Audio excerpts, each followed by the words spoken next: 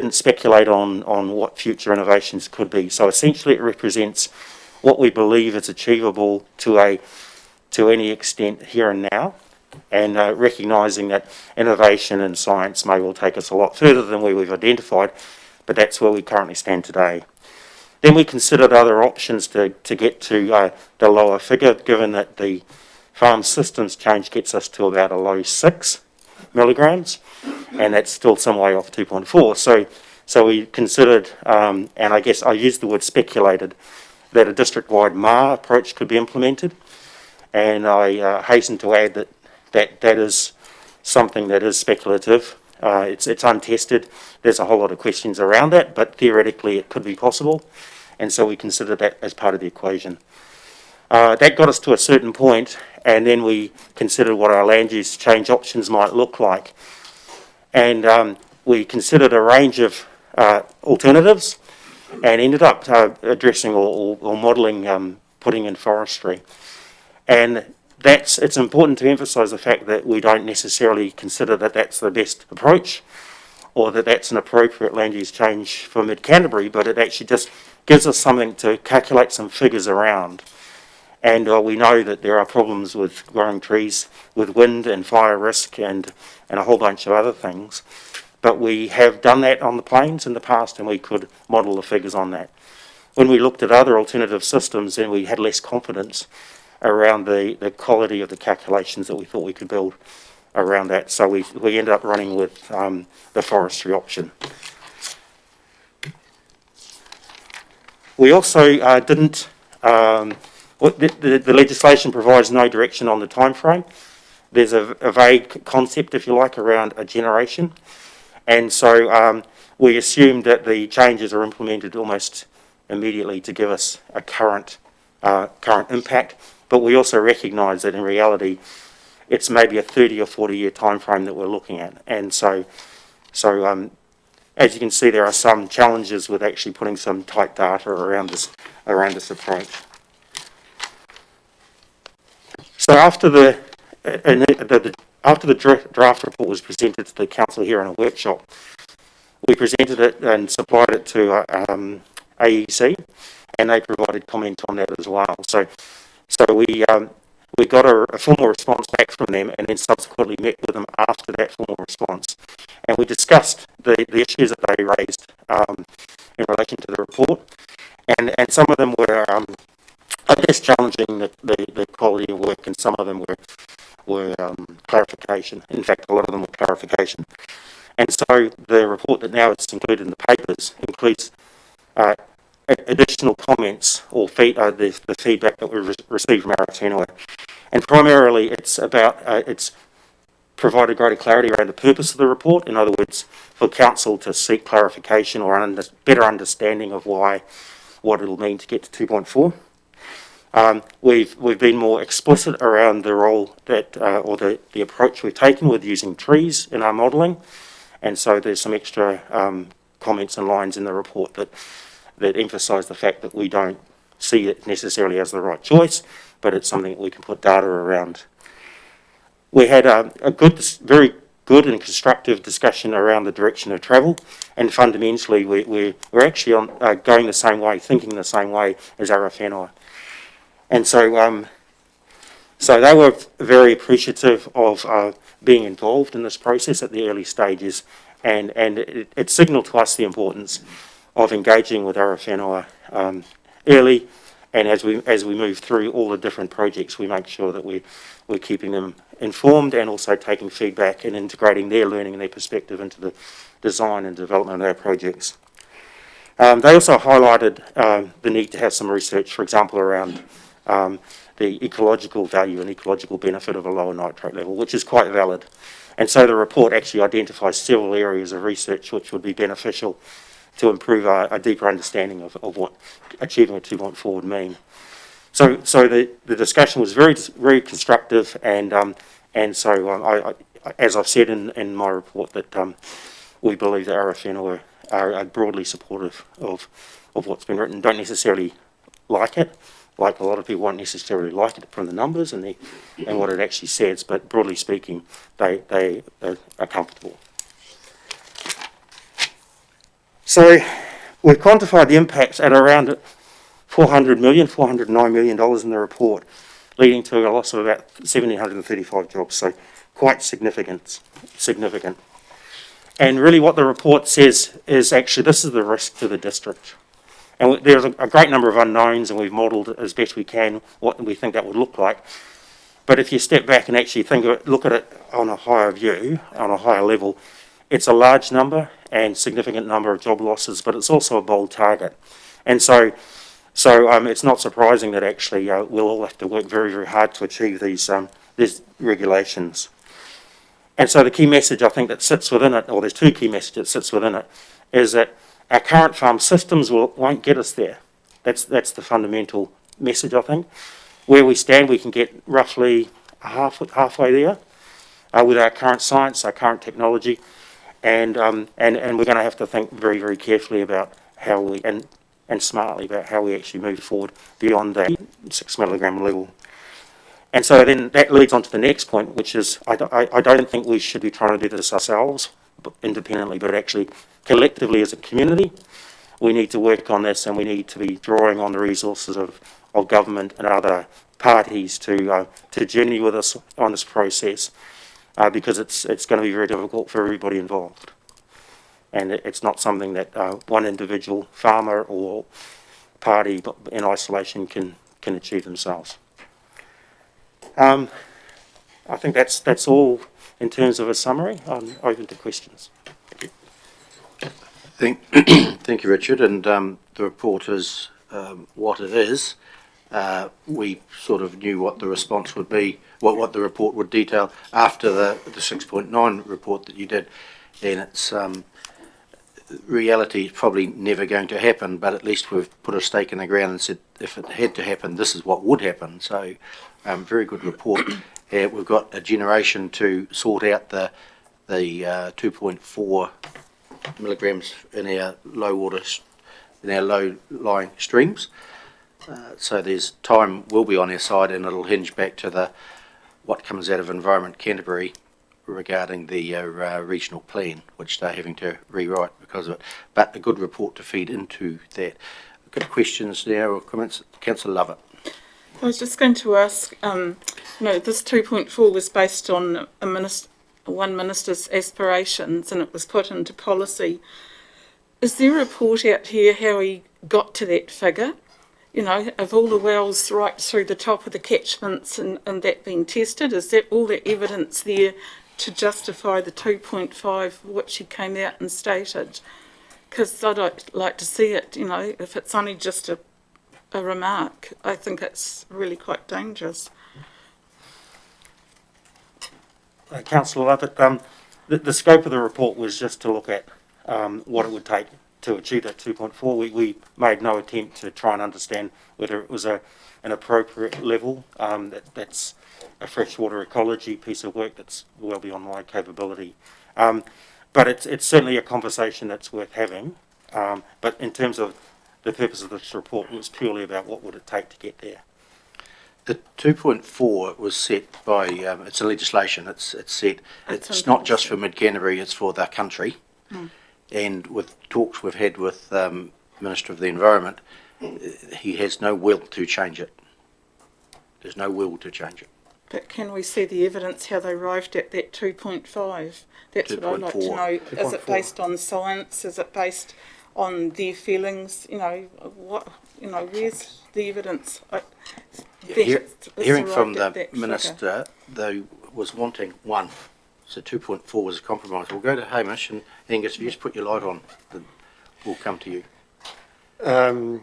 Thank you, Mr. Mayor. My recollection is that there was extensive work done by Ministry for the Environment, MFE, that led to an initial limit of 1, and the feedback that was received to that announcement of a level of 1 resulted in 2.4.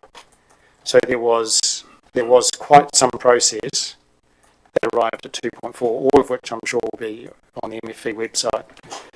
So And my recollection is also the Mayor is quite correct that the Minister has now confirmed in regulations a level of 2.4, and this report was not to recanvass the work that MFE had done, it was to acknowledge that 2.4 currently exists. It's not a proposal, it's in. So what would we need to do in this district to comply, and what would the impact be? That was the purpose of this work. Councillor Wilson. Thanks, Mr. Mayor. Richard, in the report from Aoraki Environmental Services, the first paragraph says that the National Freshwater Standard does not apply to, it only applies to rivers and streams, not groundwater. Is that correct? The regulations are silent on groundwater. That's right. Then there's nothing says about it has to be 2.4 in groundwater. The second paragraph towards the bottom says that 6.9 is not a new phenomenon, and the report should make it clear that 2.4 theoretically commences after 6.9, which 6.9 under Canterbury Land and Water Regional Plan goes to 2035. Is that correct? That's somewhat correct. So the 6.9 is particularly based around Plan Change 2, which is the Hines catchment area.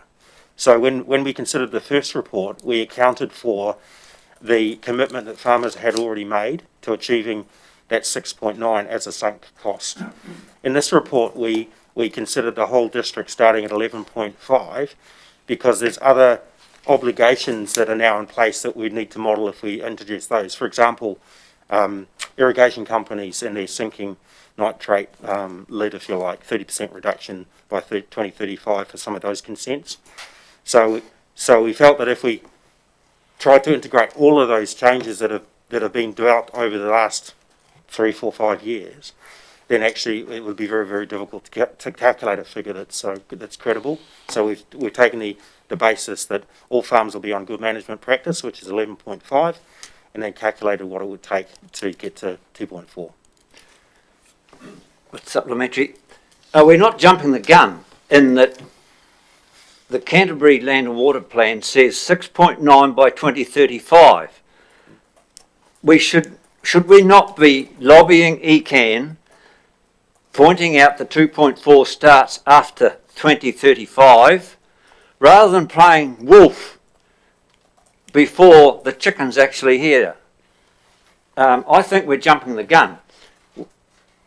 Why make such a terrible picture when, in theory, Mr. Parker has said a generation, which can be 40 years. We should be lobbying ECAN so that when they are developing their new plan under the new legislation, they start in 2035 when we've all reached 6.9 hopefully, and go on from there. Why try and push 2.4 now when there's already a plan for 6.9 to 2035? The officer's not pushing for 2.4. He's stating, the report states what would happen if 2.4 was put in today. You're correct. 6.9 is the goal, and we will be lobbying ECAN, Environment Canterbury, to stick to the 6.9, and after 6.9 try to get to 2.4 with time and with new science that we don't know is out there today. But this report is stating if you had to be 2.4 today, this is what the Ashburton district would look like. In reality, we know that won't be the case, but it's the worst case. Councillor Floon. Thank you, Mr. Mayor. I'd just like to say thank you for a very good report. The question relates to one of timing. The letter that we've got from AEC, was that written before you'd had your discussions on the report? Our discussions, sorry, just to clarify, our discussions with them. Yeah. So the timing is that we had a council workshop where you saw the draft report. From that meeting or that workshop, a copy of the report was supplied to AEC, and then they responded formally with the letter. Then after that, we had a face-to-face meeting and worked through those issues or those points. Councillor Mackay now. You're on. Mr Mayor, if I may ask one or two questions. Yes. Would I be right to mention to Councillor Lovett that the Minister based his decisions on the Land and Water Forum report, of which I would publicly like to thank Mr Chris Allen from the Ashburton District, who was the Federated Farmers representative, and a Dr Taylor from ECAN, who managed to hold the line to make it perhaps more conservative than what it would have been, considering people of the calibre of Dr Mike Joy were also on the committee. So the Minister based his report on that, of which the Ministry of Environment was the Secretariat. Does that make sense to you? So he did have a report. My understanding, and correct me Mr Mayor if I'm wrong, but the 6.9 is in a regional plan that lasts to 2035, has a target of 2035. Am I correct that this is a national policy statement from the Minister, therefore overrides all regional council plans? I'm not qualified to answer that, but Through Mr Mayor, that's my understanding. When the original plan was put in place from ECAN, the regulations didn't exist. So their work is now to review the plan in light of the new regulation and to reflect that in the next iteration of their planning. So everything in the plan could change to meet the national policy statement? Well, you could argue it must. Thank you. Carrying on from that, if the councillors of ECAN have moved to bring a 35-year consent duration norm to a 10-year consent duration norm, why in the Blue Blazers would they consider a regeneration at 40 years when they have 10 years implanted in their brain? I think that's a very dangerous question I've just asked, but I think it's a really relevant question. that would be a question for them to answer. Yeah, thank you. The other one is on page 5 of the report. It should be noted that significant value would be gained from understanding the hydrogeological research to better understand the relationship between soils, climate, land uses and water movement in the Ashburton District natural environment. Do the report writers have a view on who should do that report, and is the ADC capable of doing it, in your opinion? Richard? And then I have one more. There are entities, organisations that would be capable of doing a report. I don't think it would be appropriate to single anyone individually out, but there's expertise readily available to do that report. I've had discussions with some parties that operate in that space, and so some of the design of this was influenced by those conversations. So considering MAR, for example, and so that report, I'd be hesitant to say what sort of cost it would be, but it would certainly be within the capacity of the council, given. But whether it's a priority for spending is something up to the council's discretion. Okay.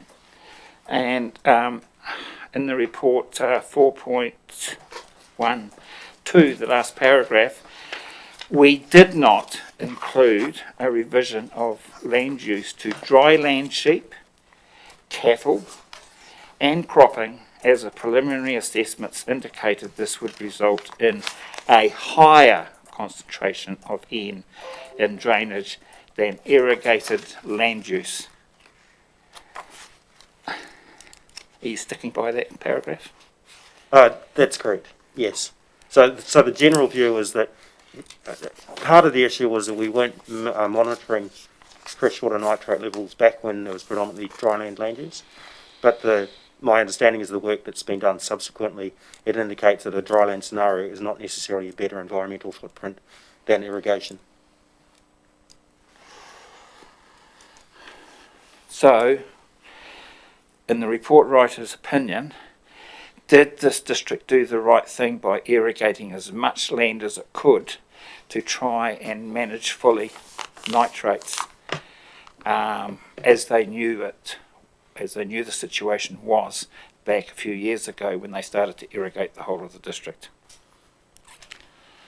The drive for irrigation, I think, was motivated by increasing farm performance and reducing resilience, not necessarily conscious, I suppose, of the environmental impact. And that's come to light probably in the last 5 years significantly. But I don't think that was a consideration or a driver for change for irrigation in the past. That land use change, Councillor Mackay, was encouraged by the government of the day. Yes. I know, that's why I'm asking the question. It was encouraged. I'm asking the question because this is Parliament we're talking about. Yep. This is the government that controls Parliament. Yep. So that's why I'm asking the question. Farmers of this district were encouraged to do something. Now they're told, do something else. But in the meantime, you'll be left with the financial burden for each individual farmer. They were encouraged That's where I'm coming from. and incentivised That's right. Yes, I totally agree with you. to change to irrigation. Thank you. So if you need to change direction again, they'll be encouraged and should probably be incentivised. We'll see, Mr. Mayor. We will see. We will see. Councillor Rawlinson. Thank you, and thank you for the report. There was a lot of reading, but it was easily digested, I guess. My questions were around the letter from AEC, and I now know you've spoken to them since that letter, but I'll go back to what I wrote down. I found them very challenging on the letter in many ways, and they've said we've had broad sweeping generalisations, some statements are misleading, and they don't support, my main thought was they don't support the messaging around MAR, and obviously they have challenges around the use of that, whereas the report encourages it, and we've seen it and we know how it works. But what would be your comment there around MAR and their opinions? I don't believe the report encourages it.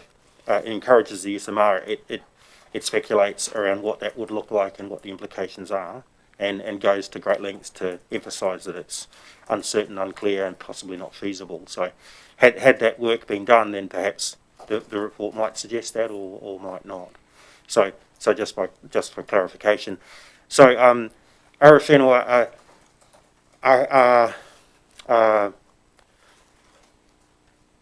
considering whether or not MAR is an appropriate tool for environmental mitigation, and they're less convinced than they are convinced that it's the right tool to use, and so they were wanting to make sure that this report wasn't necessarily advocating that, as they did with trees as well. They wanted to make sure that the report was clear that it's a tool that could be used or may not be used, but isn't necessarily saying it should be used.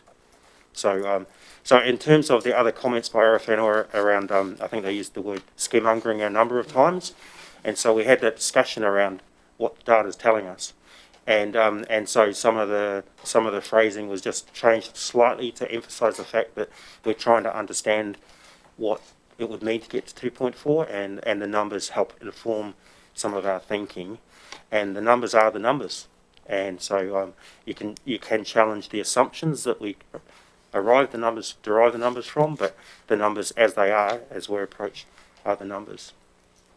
Thank you. If I can just add to that as well, I think the letter, when we received it, challenging was a word that we probably felt as well. I think there's an abject lesson in here that to sit down and discuss, we came to a much better place and had a very, very productive conversation with Arawhenua, both about the report and about the future trajectory. So, and that's a really good place to get to. Councillor Cameron. Thank you. I've got two questions, if I may, Mr. Mayor. The first one is regarding the officer's comment on AEC letter, where it says that they're comfortable with it. I think that probably needs review, because reading the letter, it doesn't sound like they're comfortable with it. I don't think. So the letter was the first part of the process. We then met with them, and then we made changes that they have since reported being comfortable. Yeah, with. but we haven't seen that. I haven't seen those changes through the mayor. The next point is, if I go to the actual report and we look at the basically the introduction. It talks about a reduction in hectare price per hectare that farmers could command if they wanted to sell their land of $25,902. What is that's a reduction in land price, presumably from what it is today. Is that in present day dollars, or is that 40 years from now, or when was that land taken? So that was calculated based on current values, and it's based around the change in farm profitability. Oh, I'm sorry, I missed that. Farm profitability. So, Yeah. so it's a Of course. calculation method. Yeah, of course, that's the only way to do it. So land is going to, if you have present, so you use some sort of pricing model, and you decided that today's value, you'd see a reduction if nitrates, if we had to implement nitrates down to 2.6, is it? 2.4 parts per million, you'd lose $25,902 per hectare if you wanted to sell it. And does that contribute to the loss of $7.2 billion in our region? Is that how that was worked out? So the farmer response to reducing nitrogen, as it's modelled, will essentially reduce productivity. So productivity reduces profitability as it's modelled, which leads to a lower land value. Yes. And so that's how we arrived at that, multiply that across the district. So the 7.2, so that's not an actual direct, that doesn't include, that includes the revenue and the income from that land. So the reduced land is a separate sentence essentially. Or are you including the loss of $25,000 per hectare or 10,000 or whatever it is? So the total the calculation of $25,000 per hectare across the district multiplied out, it leads to 7.4 billion. And that's a one-off reduction, Correct. isn't Yes, it? you could argue it's a reset. Yes. And you know, so where this goes and what we want to think about as a community is important. So if it is a reset, then there's opportunities that come from that. Of course, there's pain. So the opportunity is accessibility for young people, perhaps. So it's a complex process. Yeah, it's a significant loss, given what is today's value per hectare. I don't know, that varies across the district, I presume. Councillor Wilson? Thanks, Mr Mayor. If you may, I've got two questions on your recommendations before anybody's moved it. The first one says to receive the report and refer it to the mayoral forum. That's straightforward enough. Other relevant stakeholders, who are they, political and industrial, for consideration and comment. What do we hope to achieve?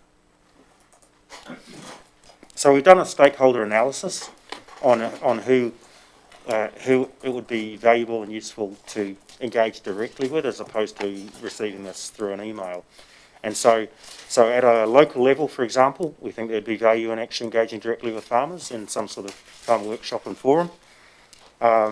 There's bankers locally that will need to understand or want to have a conversation around what the future could look like. Industry bodies. So at an Ashburton district level, there's quite a number of parties that would benefit from understanding this, and commercial operators in the supply chain as well. But then when you roll up to a national level, then there's value in ministry officials being engaged and senior executives in the industry good bodies. So there's quite a number of parties that we want to have a conversation with.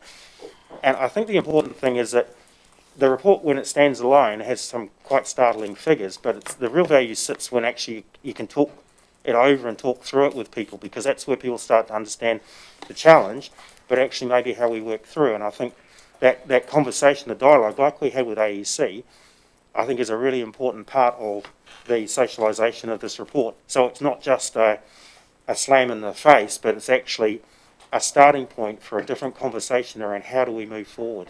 And one of the final comments in the report is actually we need to achieve success not just for farming and not just for the environment, but actually it's about both, not one or the other. And I think that's the fundamental message that sits in this report. The second question is the second sentence. Council staff work with stakeholders and promote the report and so on. Who do you think Ashburton District Council are? We're a local government. We're not federated farmers. We're not irrigation companies.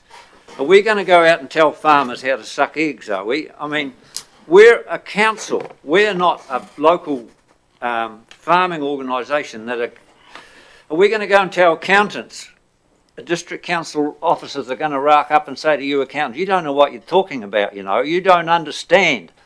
We're the district council. We know all about everything in this report. I think we're a bit presumptuous here. I still go back to the 2035. I know the government legislation says 2.4. We should be lobbying ECAN. ECAN hold the reins to what's going to happen in the future. Not the local accountants, not the local farmers. It's ECAN will tell us what's going to happen. I think you're heading in the wrong direction. I don't want to see ratepayers' money used in the wrong way. I could see the report assisting in lobbying ECAN, because that is the next stop.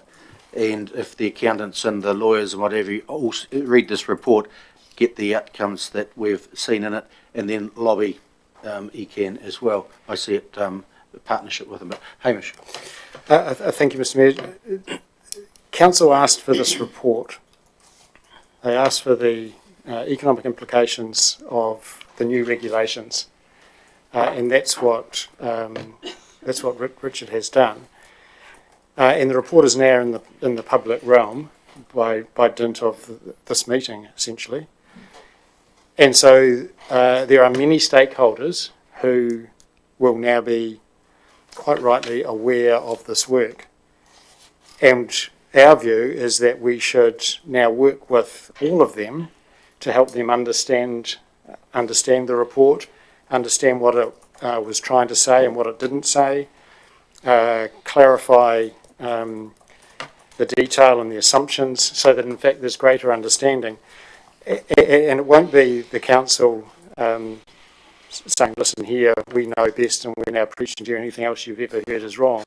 It's simply saying, here's a report, here's what we assumed, and it provided these outcomes. And people are going to take it or leave it. People are going to disagree with it or reject it or agree with it or whatever they do. Their reaction is there per se. But it would be better in our view to help people understand it by now engaging rather than just putting it on a website and hoping there's informed debate. So that was the intention of that clause, not to preach, but to help clarify. And I also recall at the time that I think it was of the 6.9 report, one of the things that became clear is that the research in this area, i.e. the implications of the new regulations, is sparse. And one of the hopes that we had was that by doing this work, it would generate other thinkers to do other reports that would add to the body of information, and that there would be a collection of information available to the community to assess the regulation and its impacts that didn't currently exist. In fact, I even recall that one of the criticisms of the MFE work in its early days was that there didn't appear to be a great deal of financial and economic analysis to the work, and it was based solely on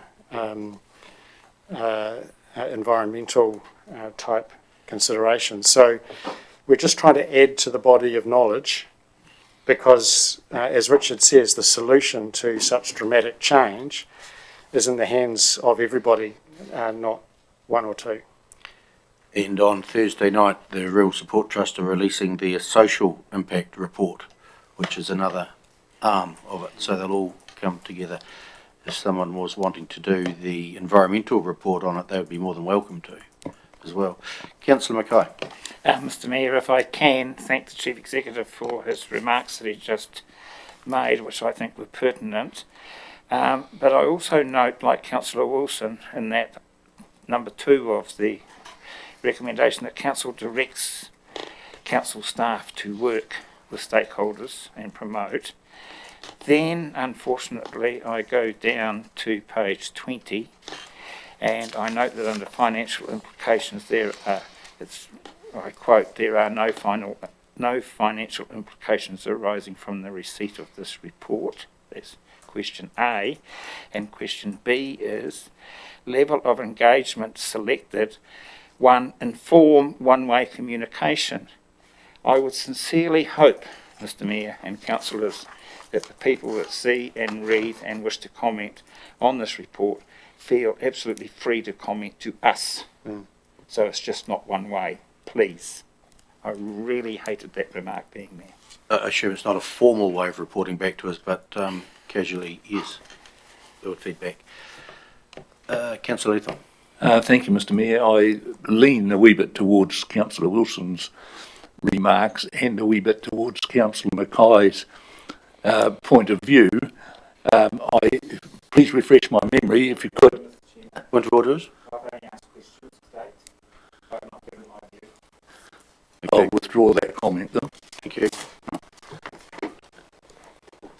Refresh my memory if you would, please. I think when this whole project started, there was external funding available for all this and it's not being paid by the ratepayer. Is that correct? The PGF fund. Rich, could you help? Certainly.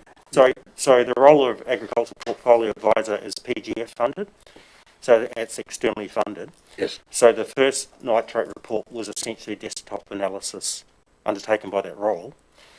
And then as a response to that first report, the council committed to funding this particular report. So this particular piece of work was involved engaging external providers to do the research and the analysis, and then we compiled it within our existing resource through that role. So partially, yes, funded externally, partially funded internally by council. Thank you. Supplementary question then. Who pays from here on in?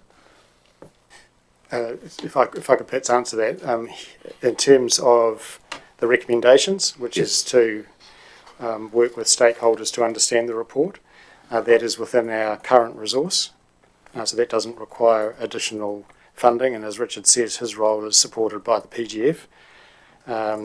Other roles in the Economic Development Unit are supported by council / ratepayer, so I guess even that's going to be a mixture.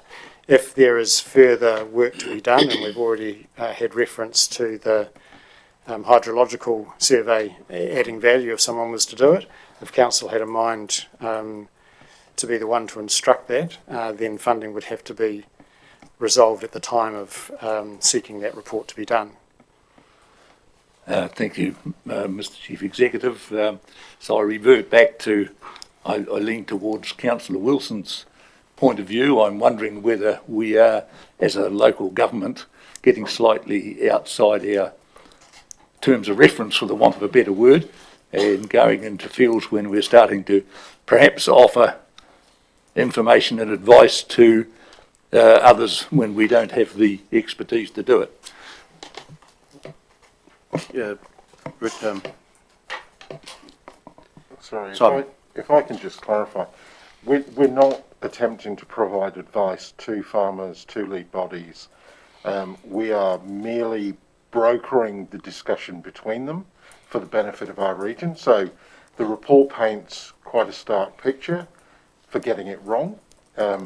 What we have been minded to do and trying to do is to facilitate the pulling together of different research partners, different lead bodies who are working generally in isolation. So we're not trying to tell these guys how to do their jobs. We're simply trying to get them in the same room, having a conversation with some evidence so that we can move the process forward for the betterment of our businesses and our people, so that our businesses thrive and survive, they don't incur large-scale economic loss, and our people don't incur massive job losses. So we're seeing our role as a facilitator and an enabler. We're not trying to drive outside our lane as local government officials. Councillor Rawlinson. Thank you. Given that, would it be, in paragraph 2 about the council staff working with stakeholders at some point, and it could be well down the track, would it be possible to bring some of the stakeholders together for feedback, or to give feedback back to us as a council as to how it went, basically, in a nutshell? That's simple terms, but, you know, did you get engagement from the accountants and the businesses in our community? It would be interesting to have feedback. Yeah, I think it's a really good idea, and we will update reports to council, so you know how that conversation conversation How it went. is going. Yep, Thank you. we'll do that. Councillor Flynn?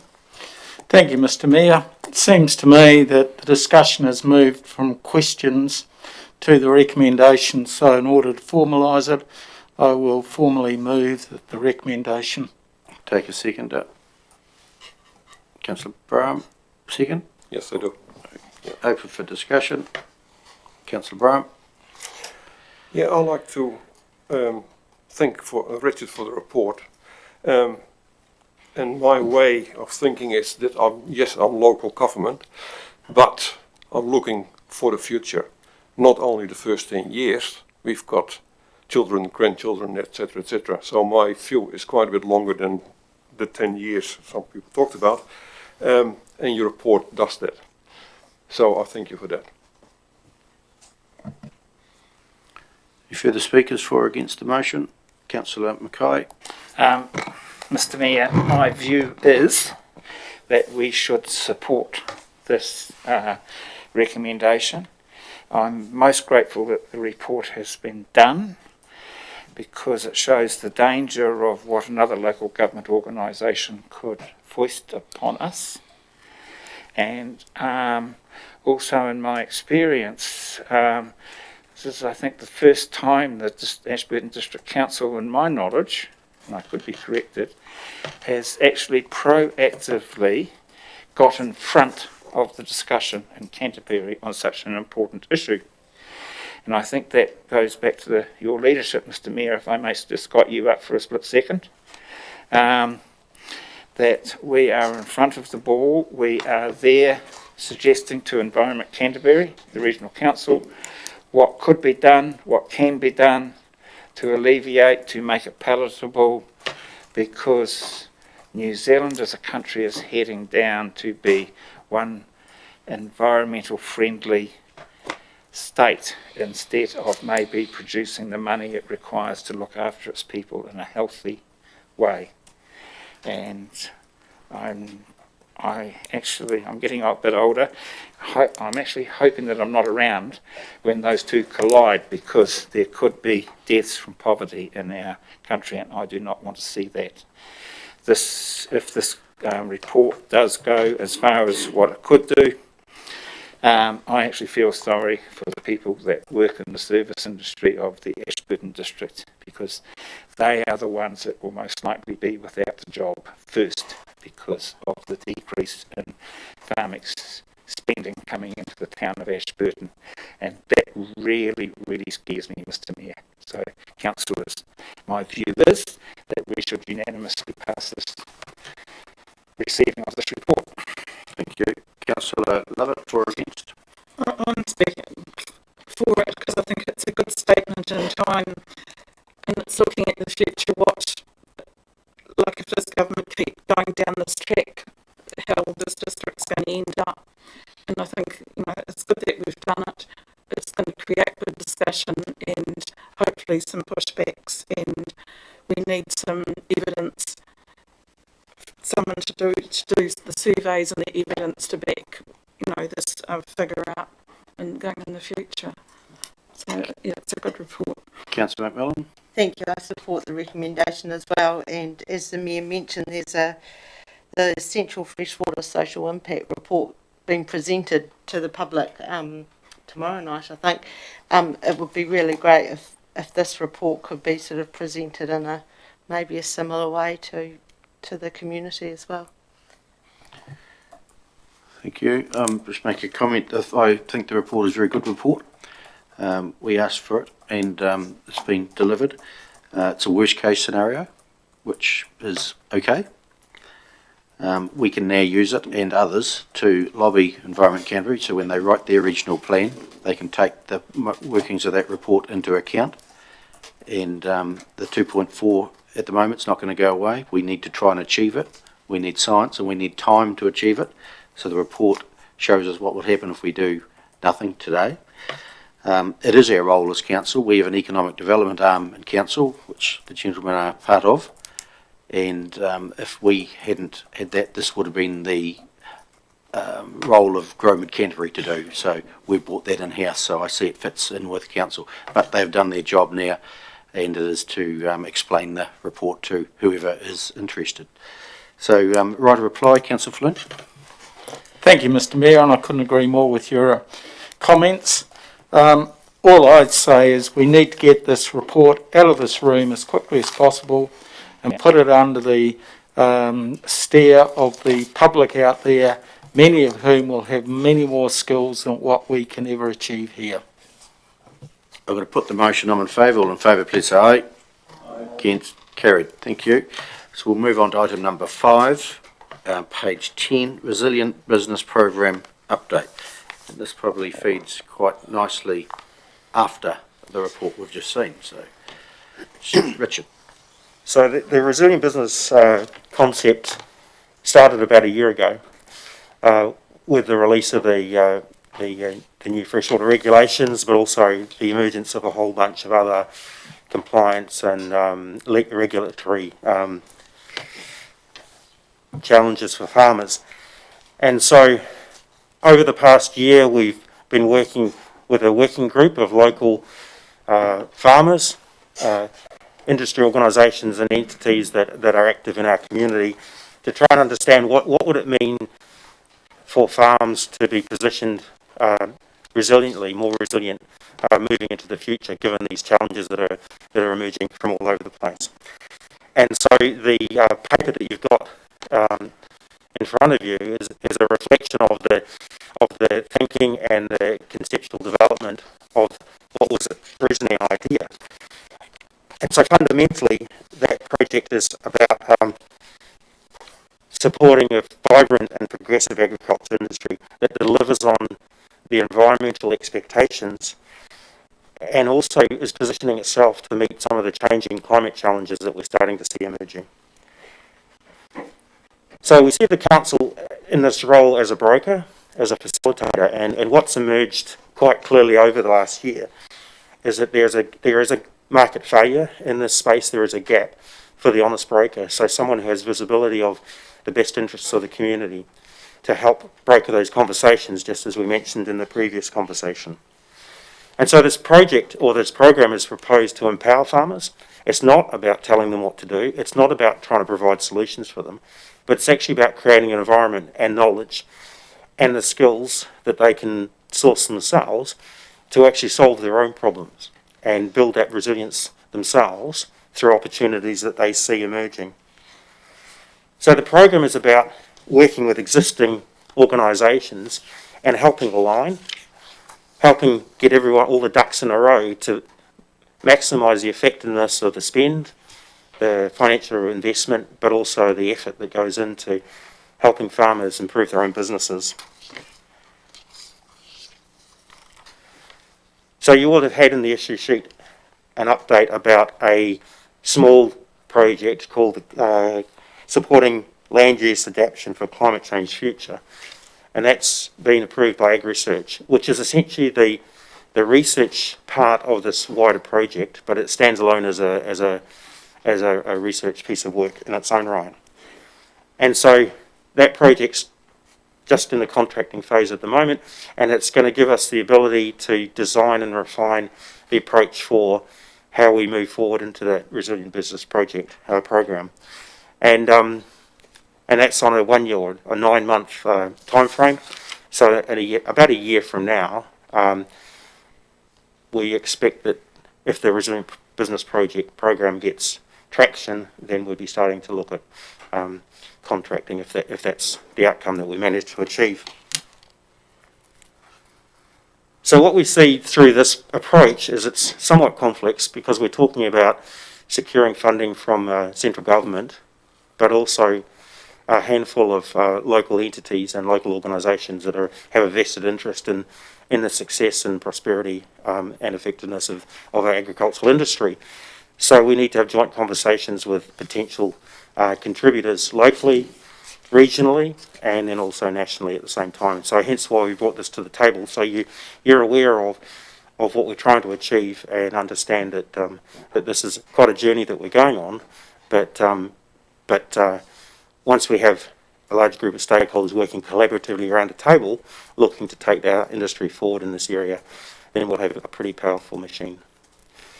for the community's benefit. Any questions? Questions, councillors? Councillor Lovett. I'm just sort of wondering down the line, is this council's core business? And what I'm concerned about, the ag research, that's a government organisation and finance. So will people see this is government led and trying to get their feelers into the farming industry? That's one the first question I had. And then, well, the next one was like, if farmers now are paying levies, big levies we are, to the, beef and lamb, United Wheat Growers, the whole spectrum, and they're doing the research and development, and they're helping us now on farm changing. So are we duplicating what's going on within industry? Because, we've got some of the best farmers in the world here in New Zealand, and it's just effectively you're treating us. You talk about farmers are disenfranchised. That's a derogatory remark about our current farmers, because they are a very switched-on group, and I just kind of worry where this is all leading. Interference into private people's land and telling them what we can grow when, and yeah, it is concerning when we've got industry out there working in this space already, and we're going to come on board and get the community and town people and, going to come in here with their ideals, and, this is what's happened in Europe years ago, and we're heading down the same space. Hamish? I think the role of honest broker is the one that you should concentrate on, so that it's working with these groups. No one's disputing the power in those peak body organisations. No one's disputing the work that's already going on. But there is a gap in trying to pull it all together into the coherent whole. So that's where we see the council's role, and it's certainly not to facilitate town people telling farmers how to farm. It's just not that. Simon? Yeah, if I can just, we're not trying to duplicate that work at all. We're trying to pull that work together from lots of disparate organisations to create something bigger than some of its parts. And it's being done with the blessings of a lot of those lead bodies. So we've been and met with the chief executives of a number of those bodies who are highly supportive, and who potentially are going to commit funding to a consolidated piece of work. So this isn't trying to divide and take over. It's really trying to enhance what everybody's doing, and that's our sort of core philosophy in this program. It's to add value, not to duplicate. So the face of this program is not necessarily the council. You have beef and lamb, you have dairy and Z, and you have other parties that are active in this space, and it's just about helping those groups coordinate and work together more effectively. And we've been working as a group for the last 12 months, and have built this program based on what farmers are seeing as a need, but also the expert insight from these other levy bodies and other organisations. Irrigation companies are part of this as well. So that it's actually a community-driven initiative, not necessarily a council thing at all. We're at the table and we'll help coordinate, but we won't necessarily be the face of it at all. Councillor Flynn? Thank you, Mr Mayor. Comment for a start. Wouldn't this be better called Resilient Rural Business Program?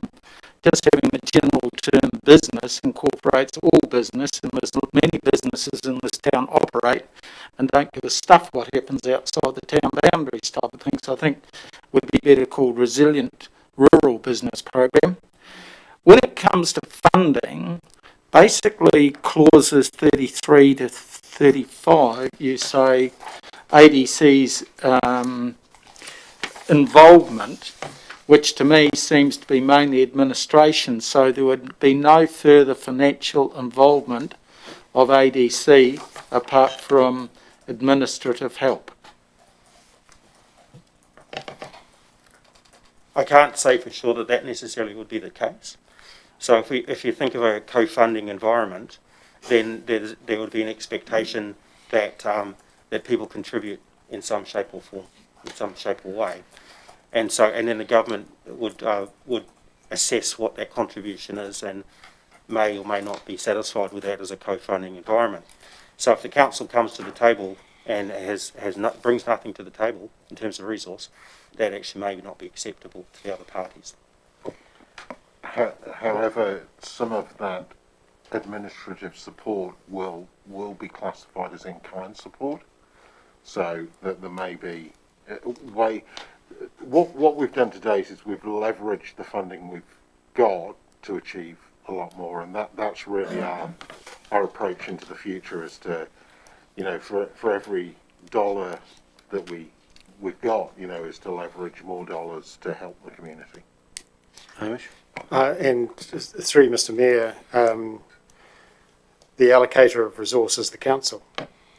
So if the project that requires council funding to get off the ground needs resource that isn't budgeted, then there's only one place we can seek that from, and that is council itself. And so you get to control how council contributes if that is what needs to happen. So you don't need to, you set the budget. Councillor Wilson? Thanks, Mr Mayor. My question is, who do you really think the council are? Has this district not got the most farm consultants per head of farmers in New Zealand? Perhaps in the world?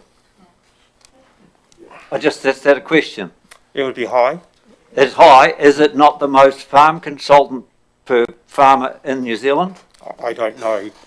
It would be high though. Yes. We have farmer discussion groups, do we not? Many.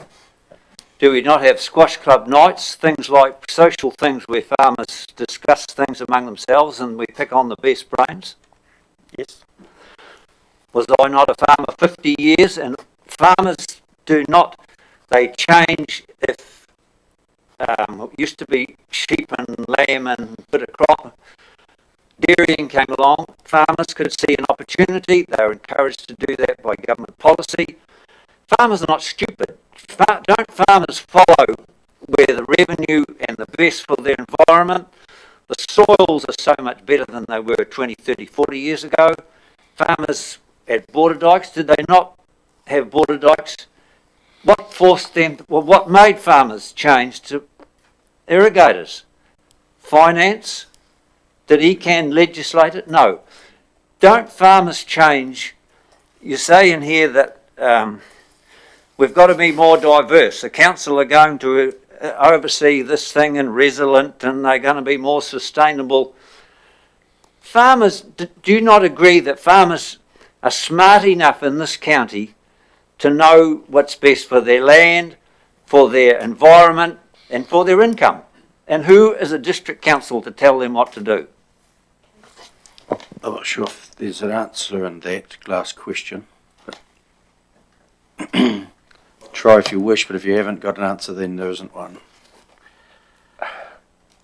I think we are sat in a district with an agri-sector that is globally leading and has really smart people in it. And I think those smart people, as you say, will modify and grow and change their practices based on market conditions. And we've seen that happen for a long, long time. What we are responding to is an industry and a large number of farmers who are indicating that they want help in having evidence that they can make those decisions, and in trying to develop the economy of the Ashburton district. We are listening to those farmers. We are listening to the lead bodies. There is a demonstrable gap in coordination of these activities where we can see the best possible growth for our region, and that's what we are trying to respond to accelerate the development. We're not saying it won't happen and they won't get there. What we're trying to do is to help them get there with the least pain possible, And by bringing all of the smarts together, sure, there are networking events, sure, people get together, sure, businesses talk and collaborate. What we're trying to achieve is something better than those ad hoc, interactions that people have to develop the business, and they've had forever and a day.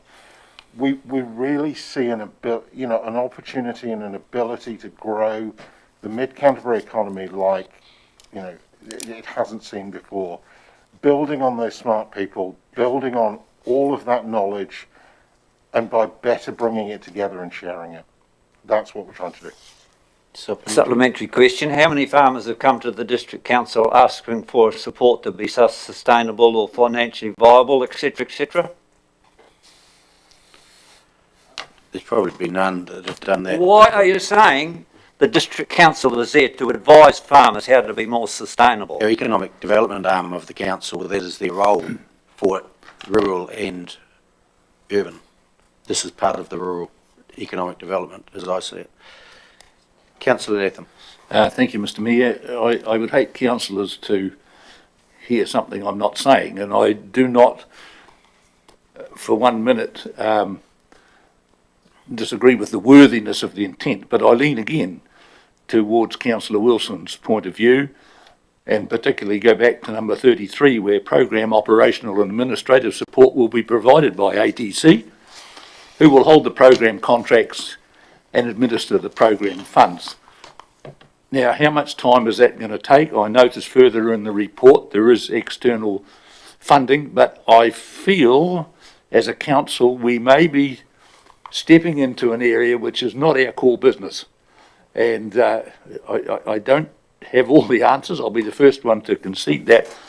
But I think we might be heading down a track that's not our core business. I'm not necessarily violently opposed to this, but I am getting a little concerned. We're starting to debate the motion. We're still in question time. We haven't got the motion yet. Still in question time. Councillor Cameron, have you got questions? Otherwise, I'm going to get a move in a second, then we start debating it. I'm happy to move it, but I have a question. I'll do the question first. Okay.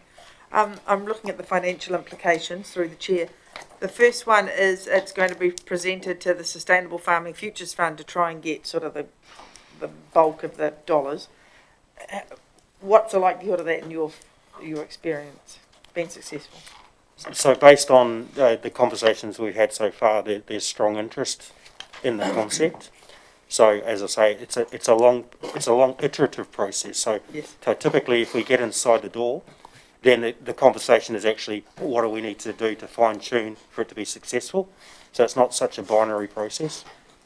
And generally, as I read on through the report, 30 to 40% will be funded, but you have to find 30 to 40% to co-fund it. Where do you go for that, like Fonterra or Synlates, or where the actual, is that where you go for that? Or? Yes, we've had useful discussions with ECAN, for example. It's very strong alignment with their LTP delivery and some of this work. So how that translates, we still have to explore. But as a significant organisation that would be looking to invest in this kind of area, yes, then there's quite good alignment. Can I ask one more question, please? Yep. In your experience, are other territorial authorities undertaking this sort of work as well?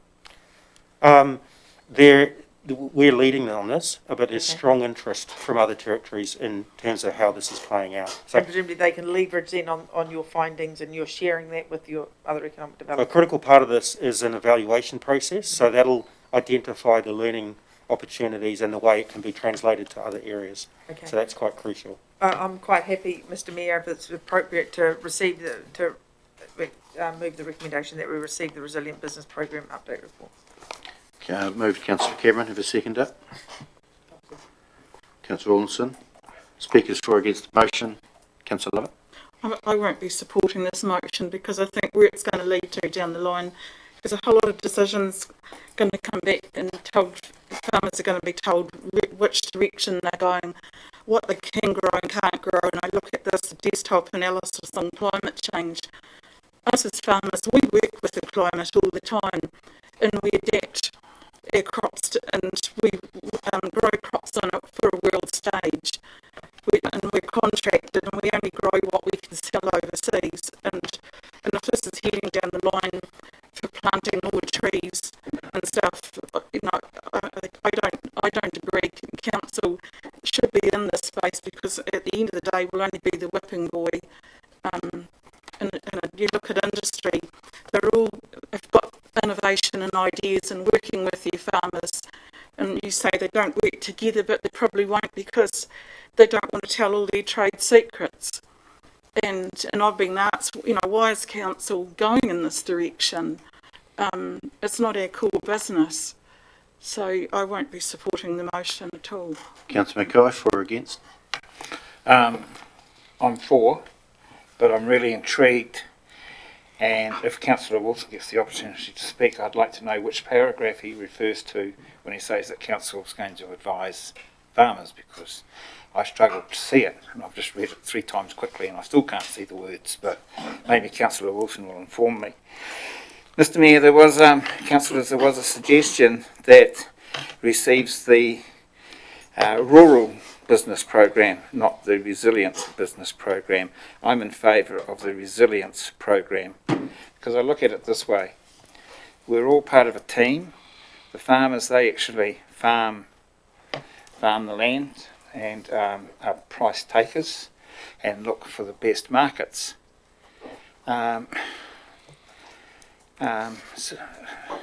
Ansco, when it got started, was it a business or was it farming? To me it was a business, but the benefit to the farmers was huge because all of a sudden they had another market.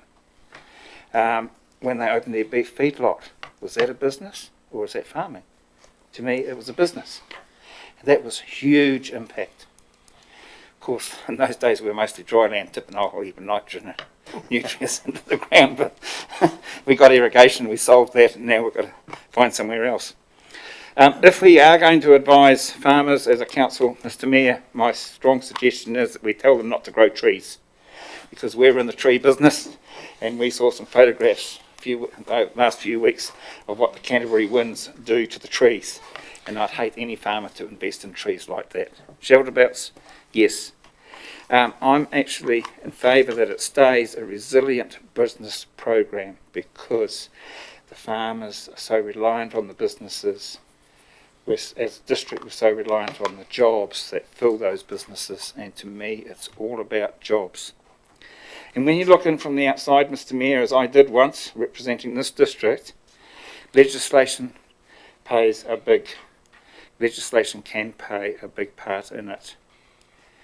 The water efficiency that the Canterbury Regional Council at the time, ECAN, put in the water report showed that no farmer, again, would be able to farm within the boundaries, consent-wise, with border dike irrigation. In other words, in a roundabout way, and they knew exactly what they were doing at the time, they legislated against border dike irrigation. And that could actually happen again because the Minister is now trying to legislate against irrigation, of which I talked about in the earlier report. So we actually need this to keep an eye on everything. I actually think that Simon and Richard are on that fine line all the time and have been, and I congratulate them for it because they've not been advising, but they have been looking to create. And that's why I'm supporting this. I've actually turned around because I thought originally they were going to be advisors when I saw the ad in the paper for Richard's job. It said farm advisor, farm advisory. So that's why I kicked up a bit of a stink. But you've grown, and I think you're right on the knife edge.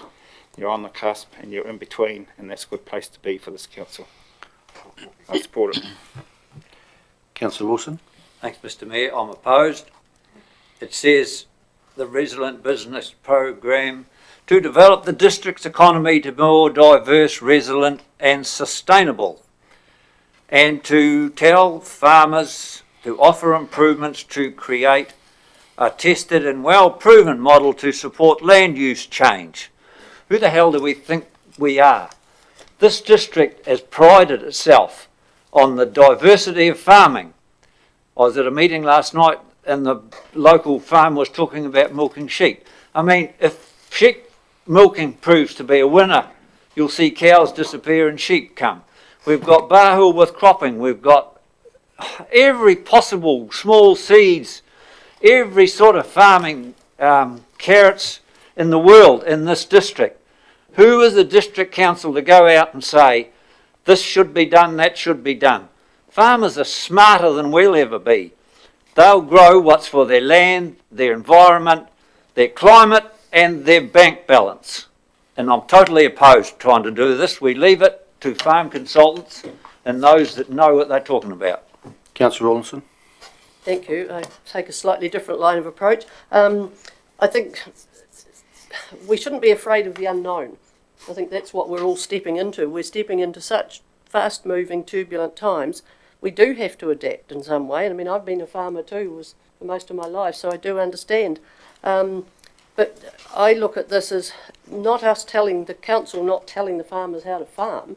It's giving them information from sources that they probably wouldn't otherwise perhaps be able to get. And maybe I'm thinking wrong, but my overview is that if you talk next about having a steering group, and we've shown in our district how good we are with steering groups. And I look at, say, for Mid-Canterbury and coming out of COVID with caring for communities.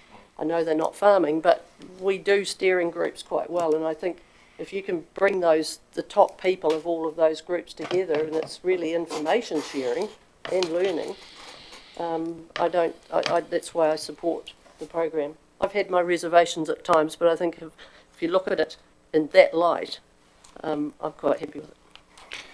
Councillor Cameron, you've got a right to reply, but if we're up to that stage, which we possibly could be, no, we're not. Councillor Falloon's going to speak, then I'm going to speak, and then we'll take your right to reply. Councillor Falloon.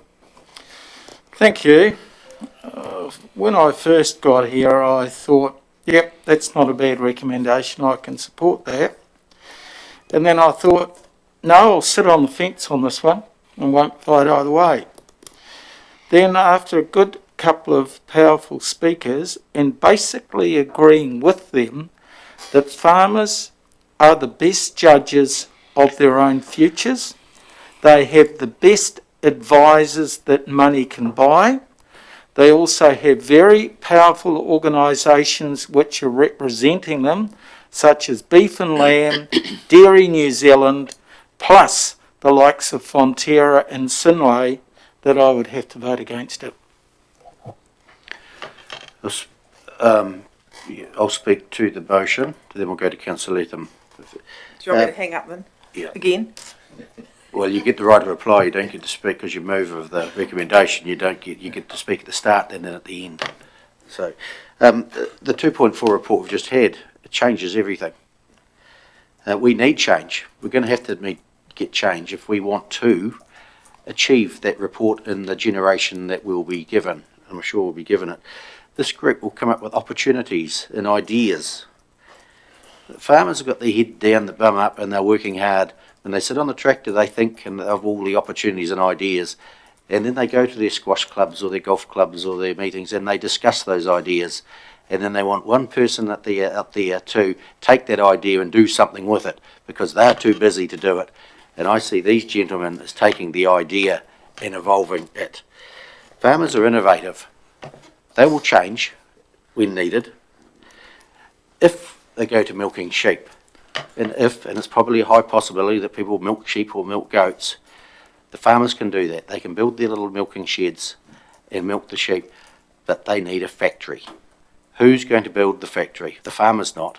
So they need someone like these gentlemen to promote that to another business to build the factory. And then they, as I see them, they're the glue to bring it all together. And that is their role. So that's why I'm supporting this motion to receive this report. Councillor Latham. Thank you, Mr. Mayor. Just one quick question. What are the implications if we don't receive the report, or if we do receive the report? If we're just receiving a report, does it mean to say it doesn't really mean much else, does it? We're just receiving the report. Yeah, thank you. It's an update. Yep. Councillor Cameron. The recommendation is that the council receives a business report, and I can see no downside into receiving the report. So I support receiving the report. With regards to the content of the report, nothing will happen unless we can get the funding for the report.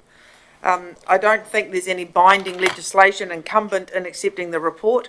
I can't see that we're telling people what to do. I think we're highlighting opportunities for the potential for businesses and farmers as part of that group and local businesses, and that there might be an opportunity for them to benefit and to contribute to the district and to the district's well-being. So I personally am very, very happy to be able to move the recommendation that the council receives the report. Thanks, guys. I'll put the motion that council receives the Resilient Business Program Update Report. All those in favour, please say aye. Against? Carried. Do you want recorded? Two recorded, Councillor Wilson and Councillor Lowe. Thank you. Next item of business is item number 7, and we have Sharon and Connor here to present the Interpretation Panelist Street Clerks Working Group, and we also have Dave Stewart and Glenn Valenter who are on the working group, who may answer questions or talk to the report also, because they're on the working group. Can I have a move in a second that we allow them speaking rights? Councillor McMillan, Councillor Cameron, all those in favour, please say aye. Carried. Thank you. Page 25. Connor, Sharon, your report, please. Any alterations or any adding to the report? Reasonably self-explanatory, but you may want to go through it briefly. Thank you, Mayor Brown. Yes, there's just one thing we would like to add. Looking at the financial section, just going to clarify one wee thing. I can see here estimated cost per interpretation panel $950. That figure is actually incorrect. It's actually $950 total for the manufacture of all 4. So I'd just like to clarify that, but I can't think of anything else I will need to explain. As you said, it was relatively self-explanatory, but if there's anything that Sharon would like to add, I'll pass over. Yeah. Just your working group, we haven't got the names of the people on your working group. Could you just explain who they, or tell us who they are, please? So they are councillors Cameron and Rawlinson. We've got Steve Fabish, myself, Glenn Valenter, we have David Stewart, and we also have Julie Luxton from Historic Places Mid Canterbury. Thank you. Councillor Cameron, questions? Yes, I was just going to talk a little bit about our working group, and it's not a question, so I might wait till afterwards. Are you in debate at questions? Can I just say something, Neil, though? I'd be delighted to, when it's appropriate, to move this recommendation to. Well, if we've got no comments or questions, we'll go straight there. Okay, great. What are you going to do? I'm going to move it. Great. I need a seconder though, do I? And then I've got to make a comment. Just say you're going to move it. You've done that. Second it. Councillor Rawlinson. Open for debate. Thank Speak you. to the motion. Can I talk? Yes. This group was formed after an initiative from the CBD subcommittee that went to council in May 2021, and in June 2021 we had our first meeting. We have representatives on this group from the Historic Places Mid Canterbury, Ashburton District Council, Ashburton Museum and Historical Society. So it's a very diverse group that recognise the importance of our past to our town. And I've been very proud to work alongside these people, and we've come up within about 4 months with a result that I think when we show you later on in the presentation, you'll be very impressed with.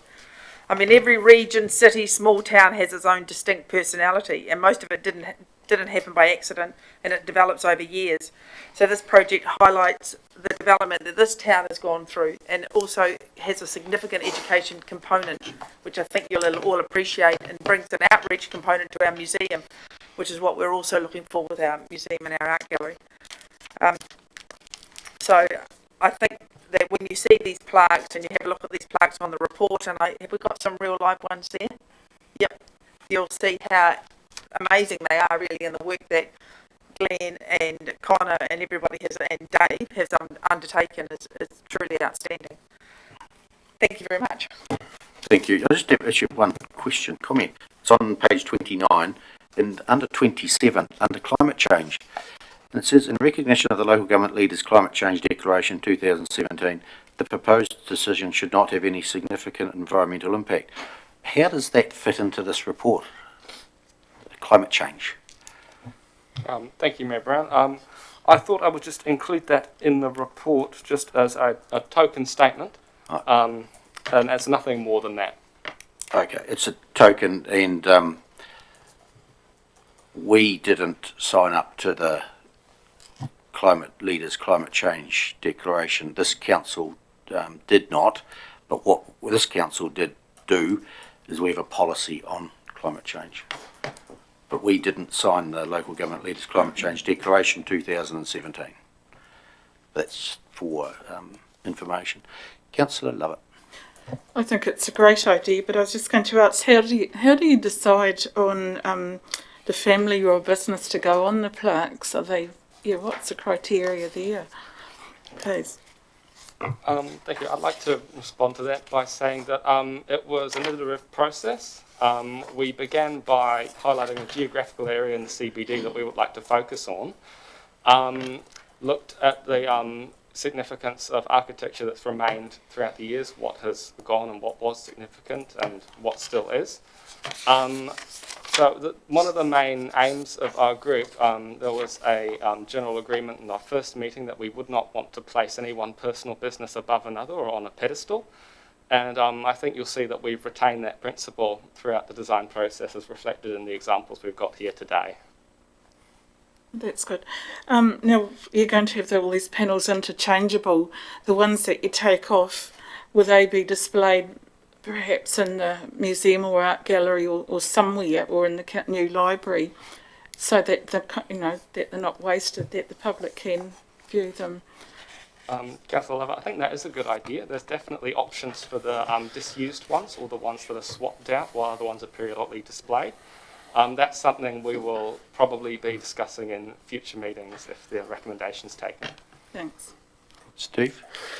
Just through you, Mayor Neil, just to give some more clarification around that councillor's question. The idea with changing the panels was actually to keep the heritage walkway quite fresh. So if we leave the same panels up in the same places for 5 years' time, why would you go and look at them again? So the idea is about every 6 months, they'd redesign some more, put them up. Those ones would be put in storage and then put back up again in maybe 12 months' time. Because the ongoing effect of what we're trying to achieve as part of the working party is information, and our museum and art gallery team will actually be implementing this as part of the school program for the kids, and they'll end up doing walking tours looking at the historical heritage of this town, and then it'll further extend out to potentially the working parties looking at a major walking trail through the CBD to extending out to actually a driving tour around extended Ashburton town and then even into the district. So there's quite a few things in place to keep the interest up and keep it fresh. But nothing's wasted, they'll just be circulating around. Thank you. Glenn or Dave, I think you've got some plaques there or some images. Perhaps you could just hold them up and just give us a bit of a glimpse of them. And while you're doing that, we'll go to Councillor Letham. Thank you, Mr Mayor. This may come as a surprise to councillors, but I agree very much with what Councillor Cameron said. Hey, Glenn, if you just turned around, there's a camera up there behind you, and then the people at home could have a look as well. And if they push pause on their recording machine, they could probably zoom in and read them. Thank you very much. Is that the actual plaques, or is it a demo? Oh, here's the actual, is it? That's a plaque I've taken down from Stuart Holland. The history of the building, that's the history of the building. That's a plaque I've taken down. It's been laser cut off the granite. Oh, nice. Yeah.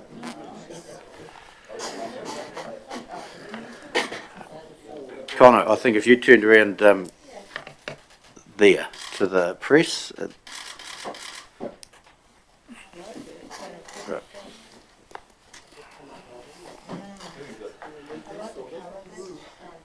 It is here.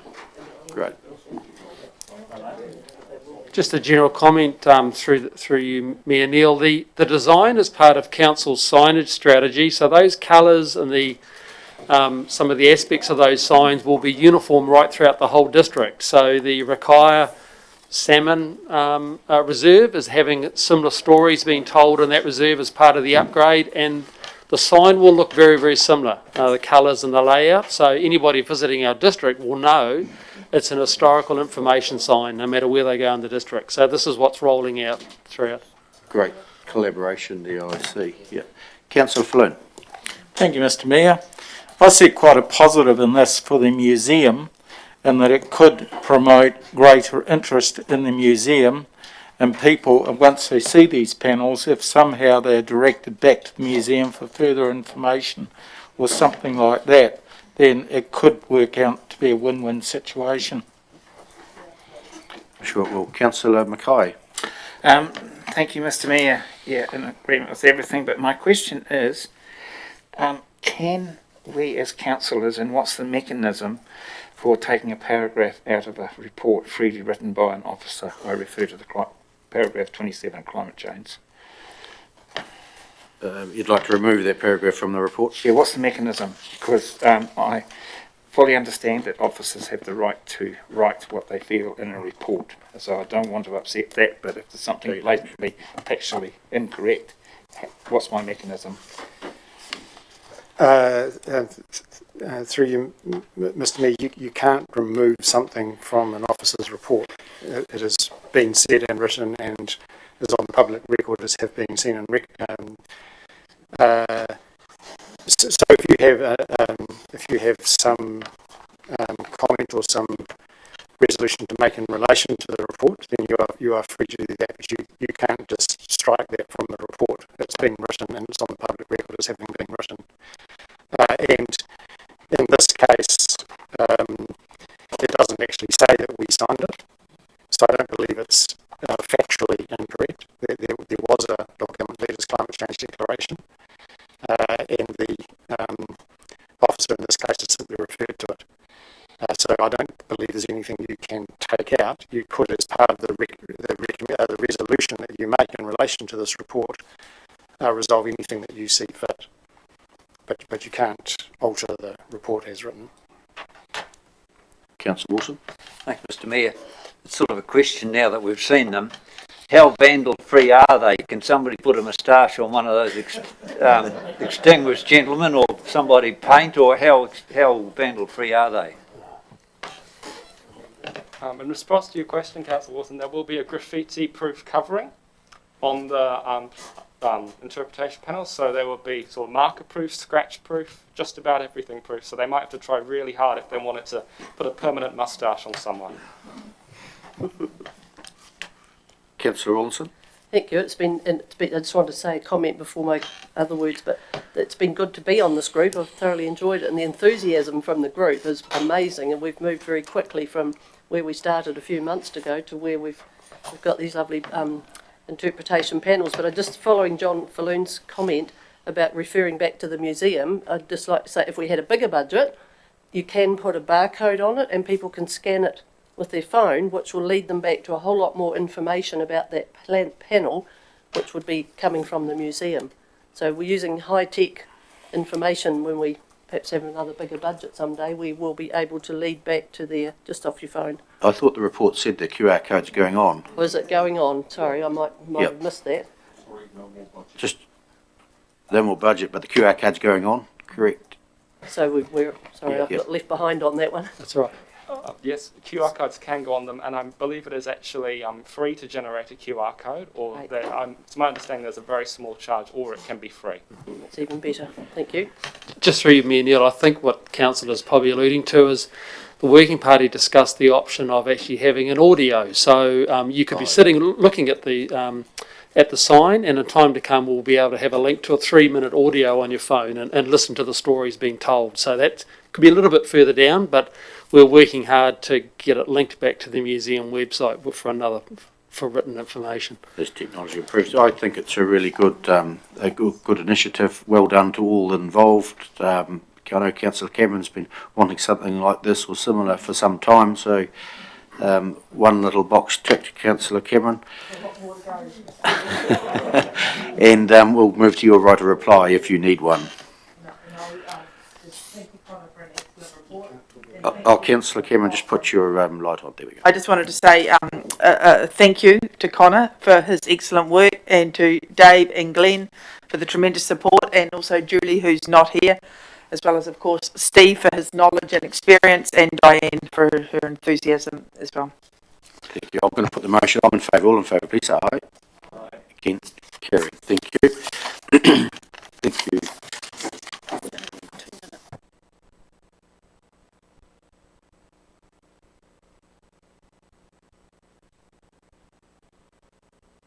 Item number 8, Councillors, Library and Civic Centre naming of the building, page 34. I think Bruce, you might want to get set, or someone getting Bruce set up. They could possibly start to do that now. Not Bruce, it's Lauren that's going to be set up for zooming in. Hamish, is your report. Thank you. Thank you, Mr. Mayor. In introducing this report, I just wanted to clarify the recommendation, which is now slightly wrong, in that when originally offered the names for the Library and Civic Centre, Te Pātaka o Ngā Tuhi was the name offered for the library.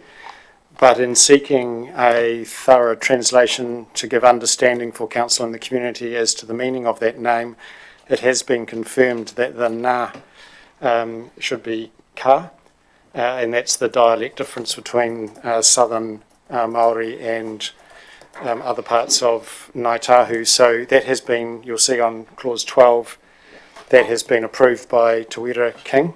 But I apologise, we didn't change the actual recommendation.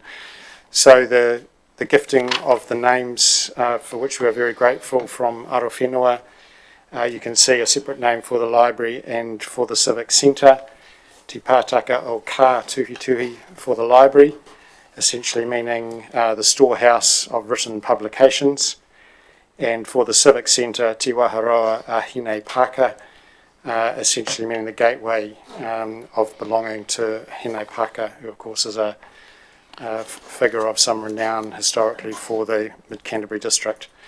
So with those few words, Mr Mayor, Council can consider the gift from Arowhenua. Thank you, Hamish. Good report, well laid out, no questions. I'm moving that we accept the recommendation of those names. I'm looking for a seconder. I'll second. Councillor McMillan seconded. Open to debate. Councillor Wilson. Thanks, Mr Mayor. I think there's a great missed opportunity here. We're fairly monolinguish in this district. In other words, we don't know a lot of Te Reo. We all know Te Papa. We all know Tauranga, the Christchurch Library. We all know Te Pai, the Christchurch Civic Centre, Conventional Centre.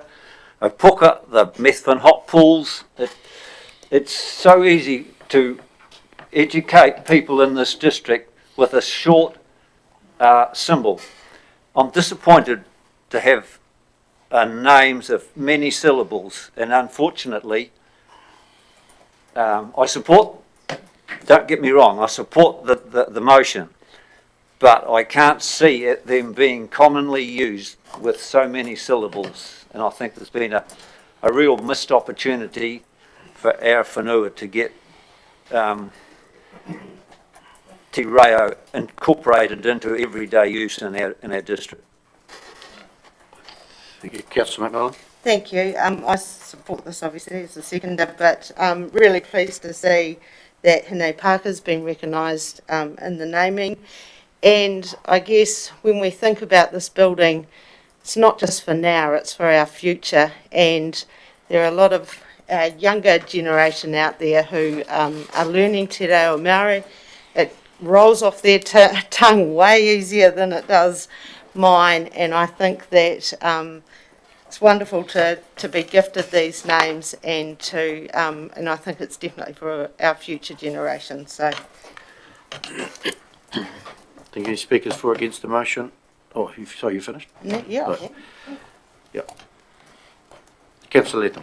Thank you, Mr Mayor. I just agree with Councillor McMillan. I think they're two great names. I'm very pleased to see Hine Pāka mentioned, because that is probably one of the most historical Maori names of our district, and I think as generations come and go, it's going to be more and more understood. So I'm very pleased with the names that have been offered, and I'm very happy to accept them. Councillor Brown. Thank you, Mr. Mayor. I'm the youngest Kiwi sitting here around this table, and I'm more than happy to promote those two words, or those two names given to us. I came here in 79 for a holiday, and the first thing I saw was going to Mount Somers in those days over Highway 72. We stopped at a wall and there was a plaque, and the name was there. So it's great to see that it's been used in Apaki. So I'm more in favour, really in favour.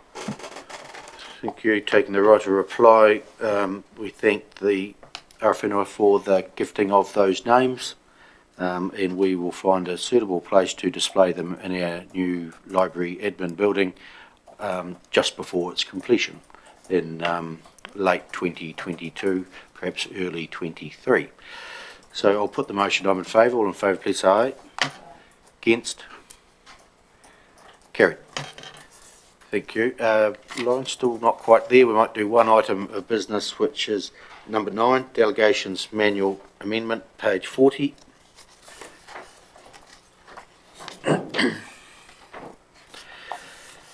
Paul.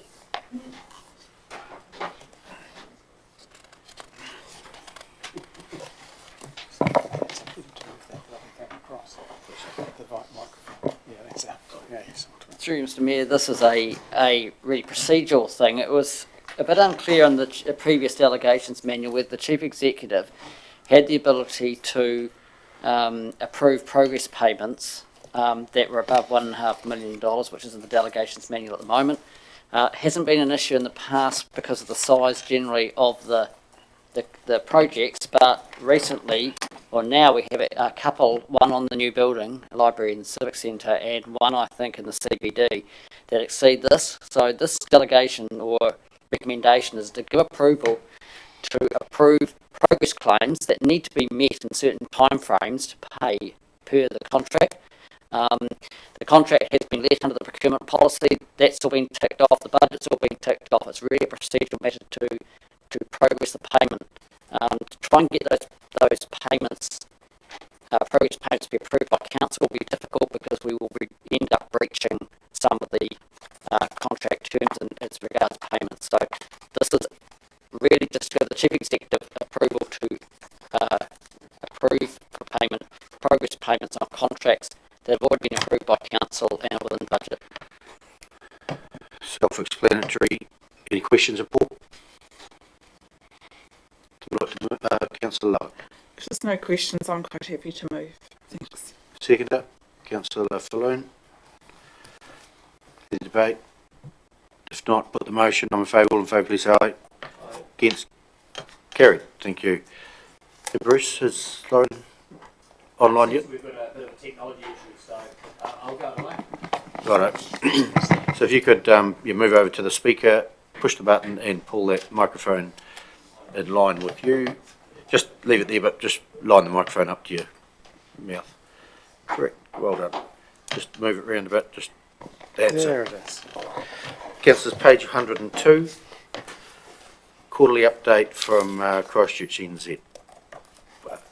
Bruce, the floor's yours. Kia ora, everybody. Thank you for your time. I understand you had a very busy day, without a doubt. So we've submitted the report. So I think probably the best way forward is to just answer any questions you may have with regards to the report. Before I do that, Lauren Heafy was to attend today, but she's just recently announced that she's pregnant and she's suffering terribly with nausea today. So she wasn't able to make it down. We were going to Zoom on to the meeting, but it doesn't seem to want to be working. So we'll work from there.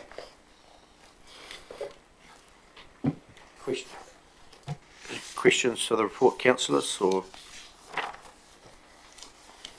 I just have one question, Bruce, and it's on page 103 of ours, which it talks about the inland scenic route 72. Yes. And I know you've talked to us about it before, and you're promoting that area, which is great.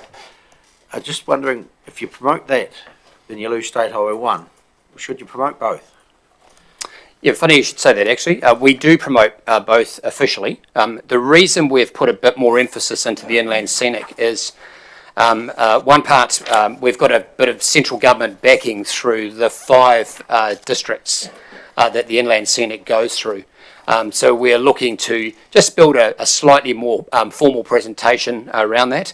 To date, we are in the process of just adding all of the potential tourism operators and that of places like retail stores and that sort of thing to the current website, and then we're just going to clean the website up, just make it a little bit more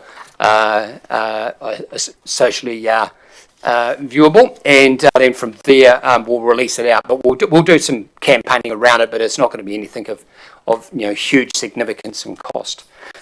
We also have a State Highway 1 website, which is similar, and we're doing exactly that as well through the districts in Canterbury from Kaikoura all the way down into Mackenzie.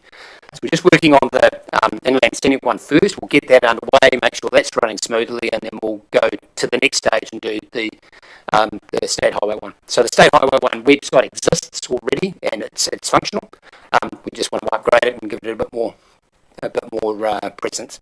Good, thanks. Councillor McMillan. Thank you. I've got 2 questions, and mine's sort of based around that inland scenic route. And you're talking about motorhome owners, so I'm guessing that you've been in contact with the Motorhome Association, because we've got quite a few motorhome-friendly towns within the district. Yes. And I know at a rural and provincial meeting, maybe a couple of years ago, we had the CE of Motorhome New Zealand come and he spoke about how their membership has just gone crazy since the COVID lockdowns and people sort of spending more time travelling around New Zealand. So do you advertise in their publications, or how do you link in with them? The answer is yes, we do, and yes, we will be, specifically for this particular piece.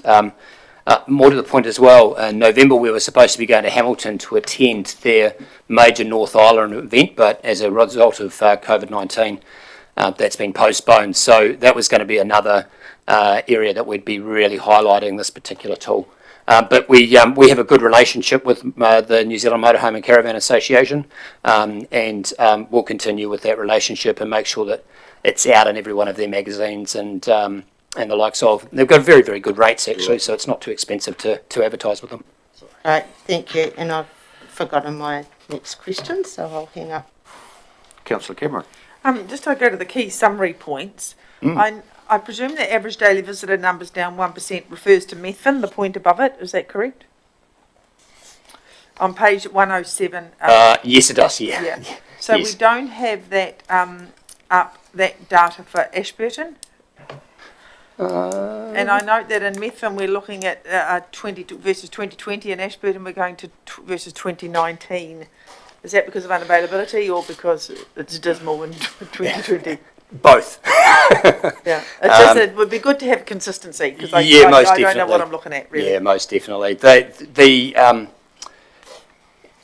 It's been really difficult to capture a lot of early data through the COVID-19 period, because there's been a lot of I'll call them errors. They're not really errors, but there's just inconsistency in data. So this particular quarter has been quite difficult to be able to get some really good, accurate numbers. But what I can tell you is that if we look back into July, it was the healthiest July we have had. July 21. July 21? Yeah. It's the healthiest July we've ever had on record. Yeah. If I remember correctly, Ashburton had $3.2 million in ECTs, or electronic credit transactions.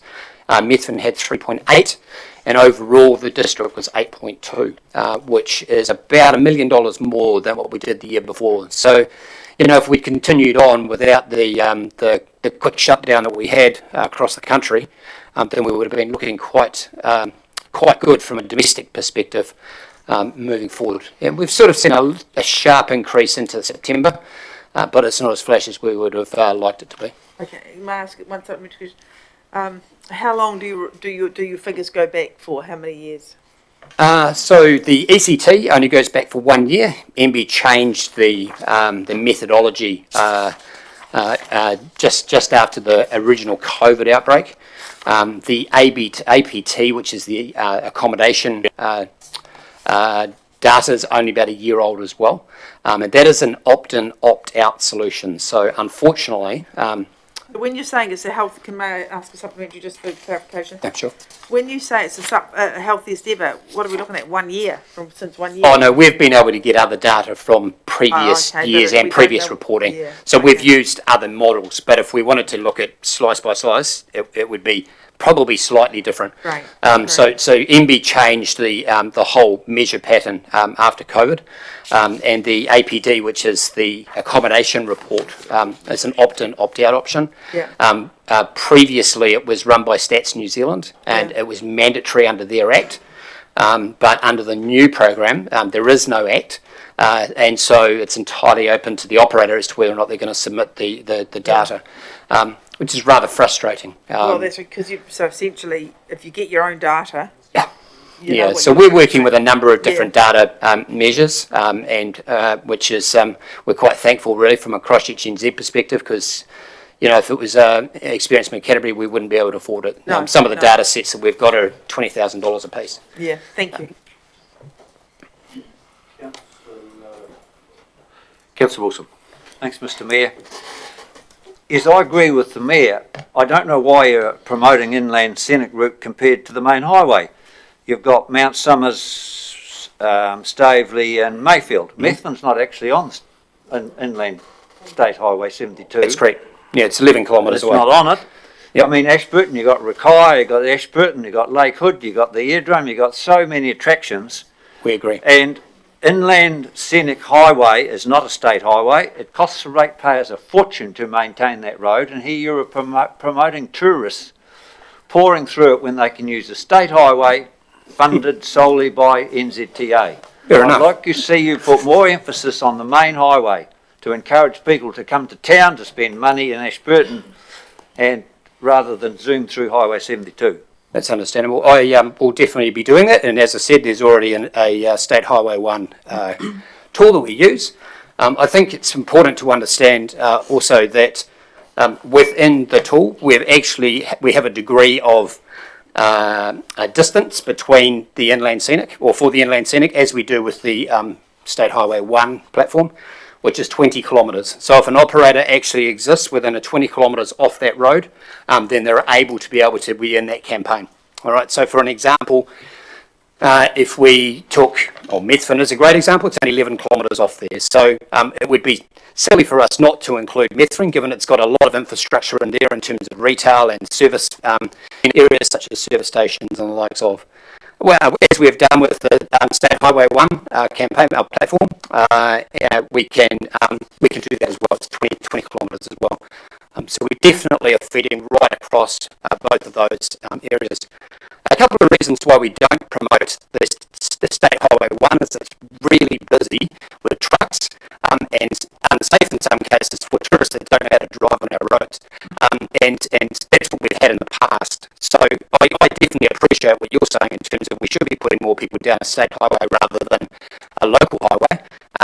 But we're also looking at all other aspects as well in terms of scenic beauty, plus also safety, plus also the ability to be able to move people around a little bit smarter. I think it's interesting, Mr Mayor, that only 20% of the Councillor Wilson, yep. town comes from outside, so it's not very busy outside town.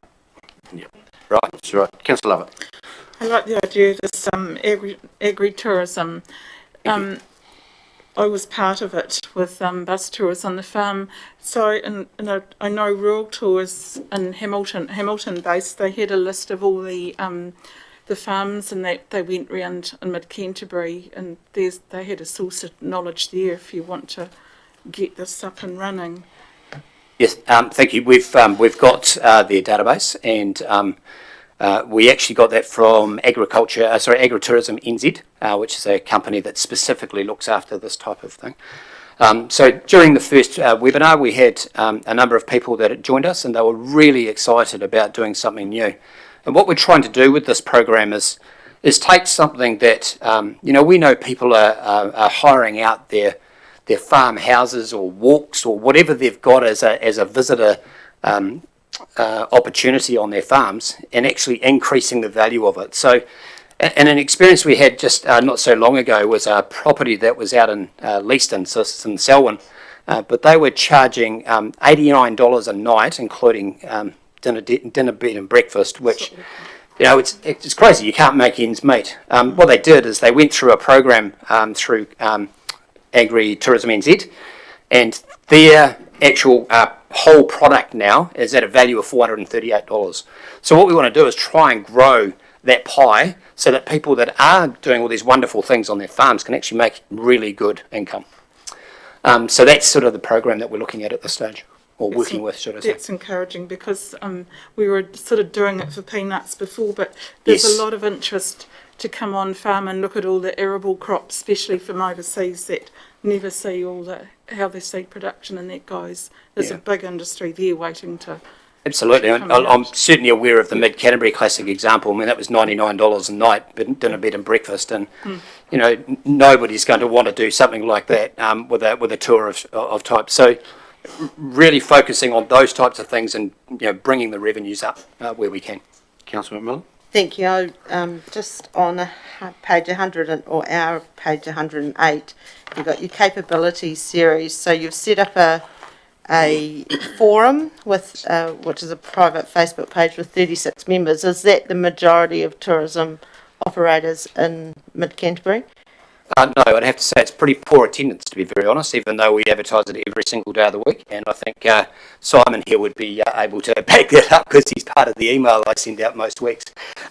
But there's a lot of people that don't like private pages, and it's just another form of communication. I still send out communication via email. I'm talking to the operators on a regular basis, but I'm also using this as another tool. And so it's really just allowing, it's a little bit of diversification, really. It's allowing to make sure that we're getting communication right out everywhere, as opposed to just one particular place. And just a supplementary, if that's right. The advisory group, is that making a difference? You're meeting 4 times a year? Loving it, actually. We're getting some really good, getting some good information from them directly, because they are all tourism operators in most cases, but also we're also working on a couple of other plans at the moment. So we talked about last time about the cycleways.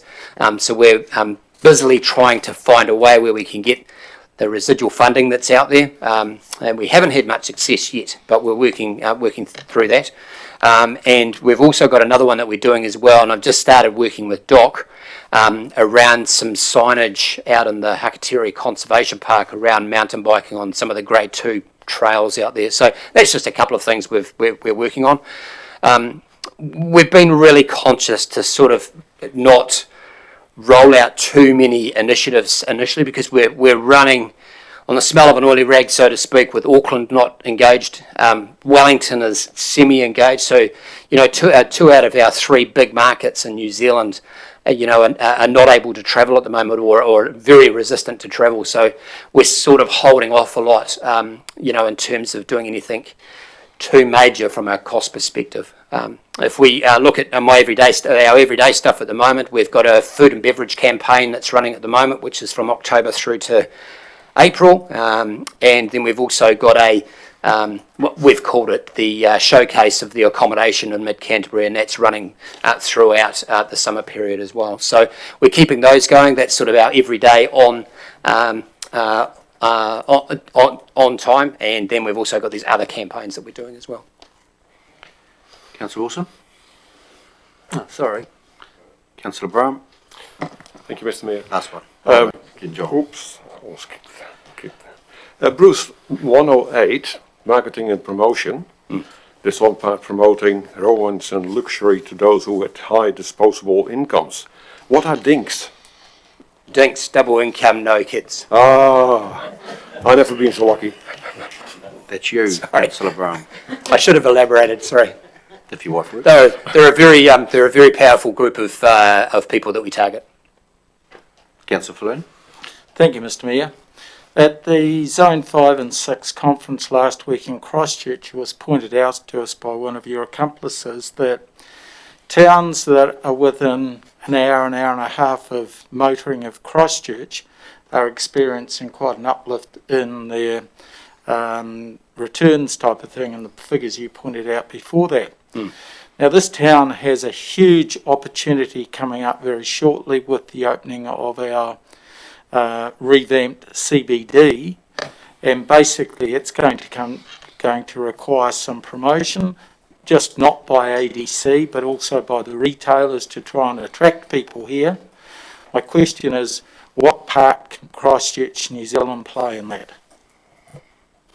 I think, firstly, we're already doing that, and we're very aware that once all the work has been done, it's going to be fantastic. So the first part will be to go out and get some content, so taking some photos, and I think that's critical, because we want to be able to show off what we have, and then we'll get that out onto the likes of the Facebooks, each other's websites, and the likes of. So I think it's a very powerful campaign, and we've got a lot of opportunity. And you're absolutely right. We're finding a lot of people that are coming out of Christchurch and coming down here, and they're spending wisely. So it's very good. Thank you. That's all the questions. I'll move that we receive the quarterly update from Christchurch NZ. So we'd like to move. Councillor Rawlinson, Councillor McMillan. Yeah. I'll put the motion. All those in favour, please say aye. Against, carried. Thanks, Bruce, and congratulate Lauren on her impending arrival of her first child in March. Saw her last week at the Zone 5 and 6, so I had a chat there, and she gave me the news, but congratulate her on behalf of the council. Great. Thank you very much. I will do. Thank you. So, Councillor, at 3 o'clock now, we might break now for a cup of tea and a breath of fresh air.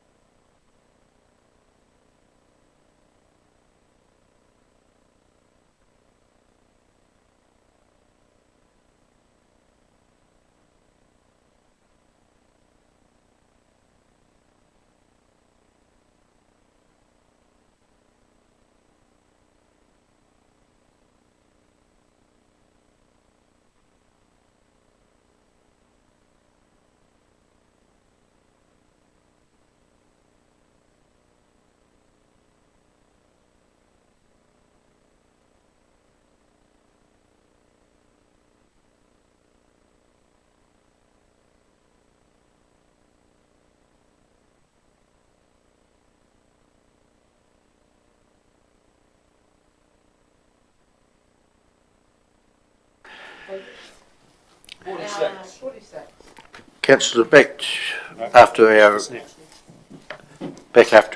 afternoon tea break, page 46, item number 10, wastewater drainage bylaw.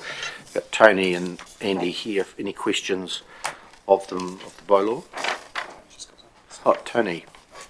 Thank you, Mr. Mayor. I've just got an additional change to the bylaw in terms of in a definition that I wanted to draw your attention to that's not sitting in the copy that's on your agenda. So on page 52, we've got a reference to a certificate of title. We are looking to replace that with the words record of title, which means a record registering the freehold ownership of land available to any owners under the Land Transfer Act 2017. So it's not a fundamental change, but I wanted to draw your attention to that. Why is it a change? Because certificate of title is a common phrase with me. Why is it now record of title? Yeah, so the legislation effectively changed the name of it. So that reference to the Land Transfer Act actually changed certificate of title to record of title. Okay. Councillors, any questions? So, and the alterations are in yellow, I understand, from the last one. Yes, they are.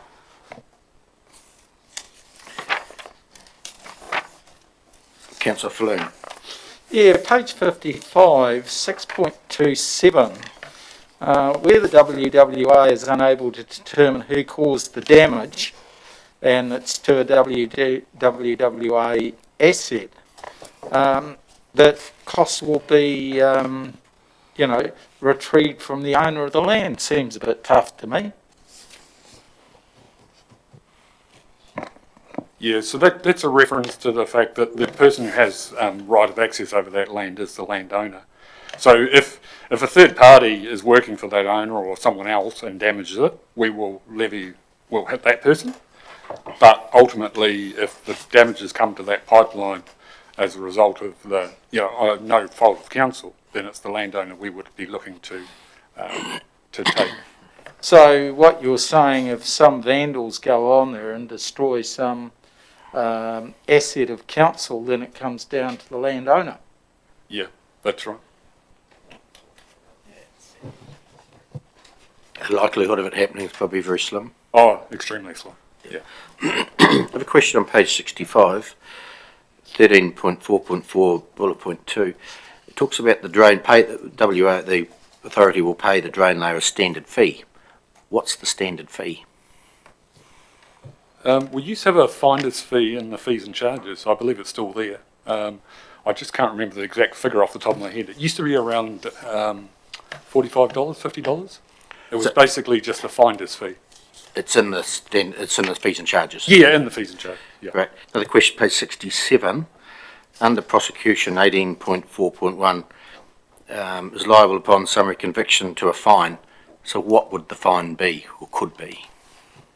The fines in this act are up to $20,000, but they're levied by the court. So we would have to take the prosecution, be successful, and then the court would decide how much that is. Right. It hasn't gone out for consultation. Why wouldn't we send it out? Thank you, through the chair. So we've deemed the updates to this bylaw as being minor. The legislation allows us to make minor amendments to a bylaw without needing full consultation. It did go out for full consultation in 2017? Yeah. Yes, the last time it was reviewed, it was a full consultative procedure. And given there aren't significant changes from that, we feel that it is appropriate just to roll it over and notify. Yeah, just wondering whether we shouldn't have or not. I'm not sure. But Councillor Mackay. When is the next review if we pass this one? 5 years. Through the chair, we've got a 10-year review cycle on this one, so we're proposing it would be reviewed by the 21st of October 2031. Councillor Mackay. In light of your comments, Mr. Mayor,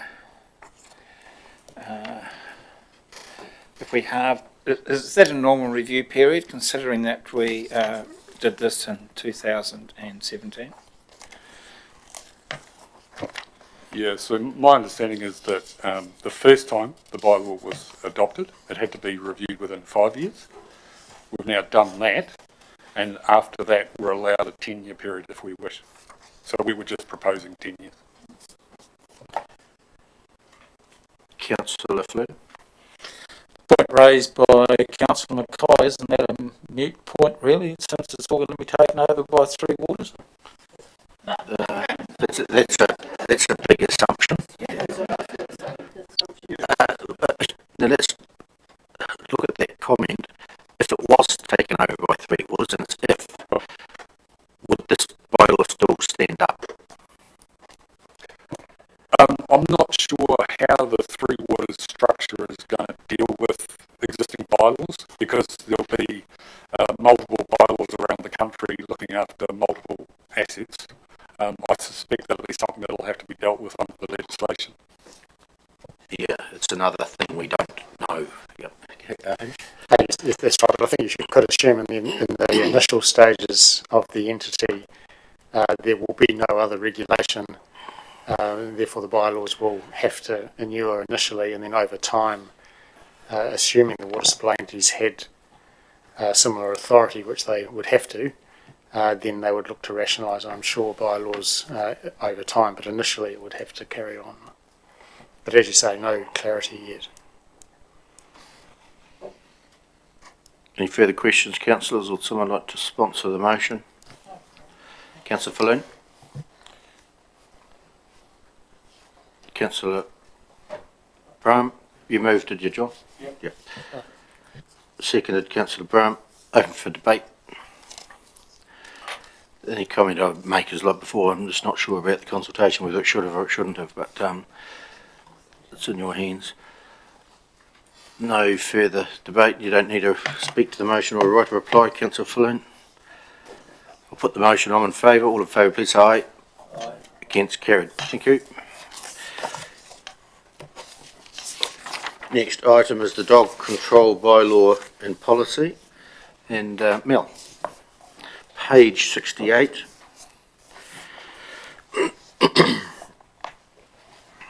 Question, anything to add to your report, Mel? Nothing further to add, thank you. Councillors' questions? Councillor Cameron. I just have a question through the chair with regards to the Lake Clearwater Lake Camp group. We had a few submissions on that requesting that we consider allowing small dogs or dogs to go to Lake Camp with the hut holders. And I think we discussed, if I recollect correctly, if they had a fence around their back or they had an enclosed decking or they were committed to keeping their dog in their house, there may be some consideration to allowing dogs to go to Lake Clearwater or Lake Camp. We didn't actually go back to this after the consultation, I think, because we went out to visit out there at Company Road. We did. Through you, Mr Mayor, you didn't change it through the deliberations process. You left it as it was. If you did want to change it, we have to go out and consult again, because it's been in the bylaw for many years. Yes. And you would have to give people another crack at it. If I think, looking around the table, it was obviously discussed and not changed. I think perhaps I wanted it changed, and it's one of those things. Just a couple of questions on page 81. Part B, dog exercise areas.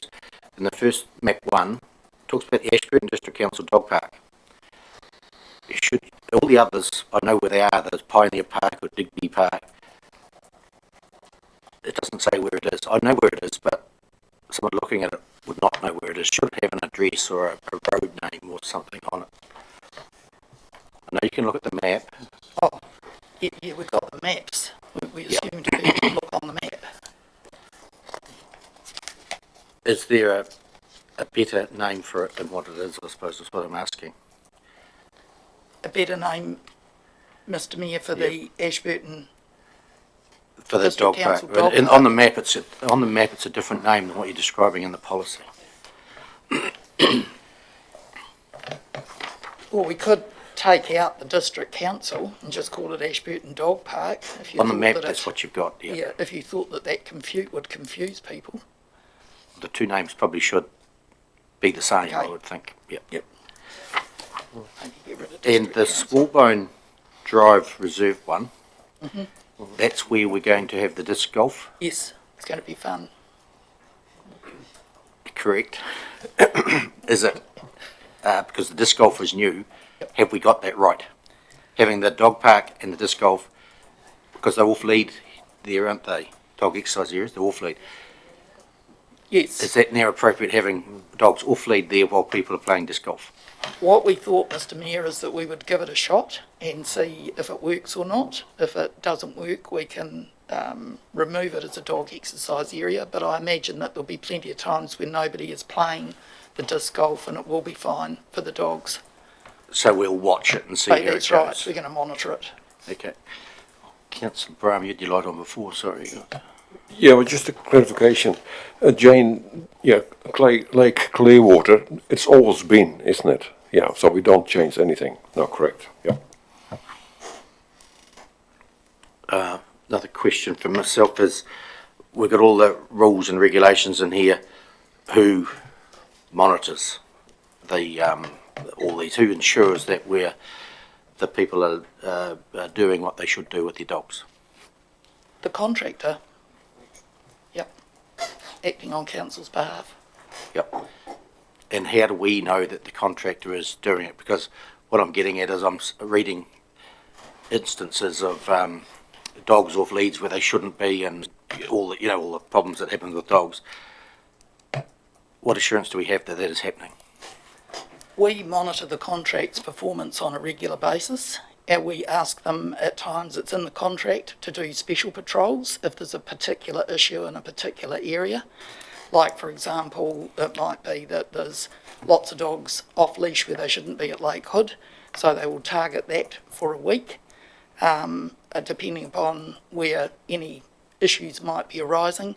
But certainly we get reports back on everything that they do. And that'll feed into our activity briefings? Yes, you get regular updates on figures for infringements and the like. Generally with the off-leash, we'll try with an education slant first. You'll never get, with dogs, no matter where you are, I don't think 100% compliance. You just have to do your best. If you wanted a higher level of compliance than what we currently have, then you'll have to put in more money. Yeah, I think it's just getting an assurance that we're getting what we're paying for, because we hear of... We are definitely getting what we're paying for. Good. Yep. And that can feed through the activity reports as it does. That would be great. Councillor Cameron. I'm point 5, page 92. Licensed to own 3 or more dogs kept on any given property. Is that done by the contractor? Like if I've got 3 dogs and I have 950 square metre section, I have to invite a contractor around to assess whether I'm providing a safe environment for my dogs. Is that right? Yes, through you, Mr Mayor, when somebody applies for a 3 or more dog licence, it is inspected to make sure that it's a suitable property and that it's adequately fenced. So what say I was an independent farm contractor and lived in an urban environment and I had 900 square metre section and I had 3 working dogs. Does that require a licence as well? Yes. Oh, it does. It's a little bit ambiguous in there because it's got a licence to own 3 or more dogs is not required for dogs registered as working dogs. Oh, I beg your pardon, I can't imagine why they'd be in an urban area. Well, a lot of people do have hunterways and stuff in an urban area, like they might be... Different contractor employee. Yeah, quite a few, yeah. Well, if they're registered as working dogs, then no, they wouldn't have to. Okay. But I'm not aware of that. So people that have got 3 chihuahuas have to get a licence. Chihuahua working dogs? No. No. If they've got, well, they may be, I do not know, they could be companion dogs. If they've got 3 of them, though, they have to get a licence for them. 3 or more, yep. And if I had 3 hunterways in town or 3 sheepdogs or something, yep.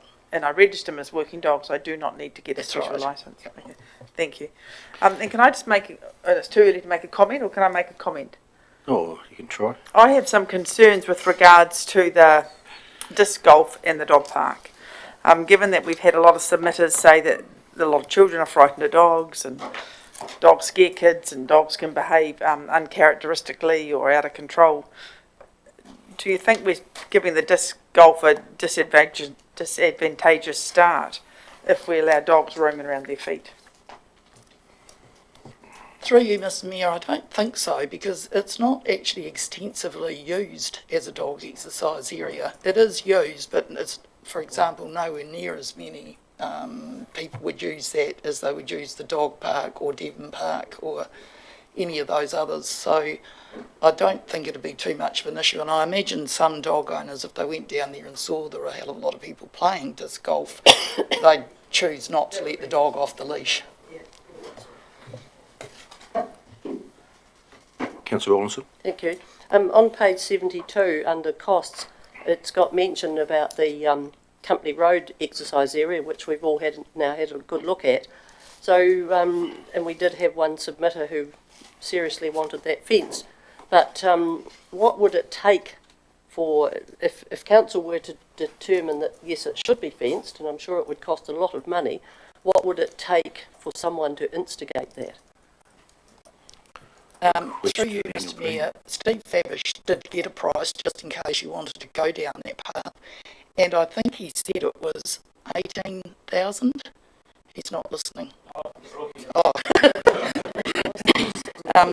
The other thing with that too, well, with the cost is one thing, but the other thing is the ongoing maintenance. It just, I don't know that we mentioned it on the site visit, but it wouldn't look the same because our open spaces people use spray all around the, a metre either side of the fences, because the mower obviously can't get right up to the fence, so it could have a bit of a scorched earth look.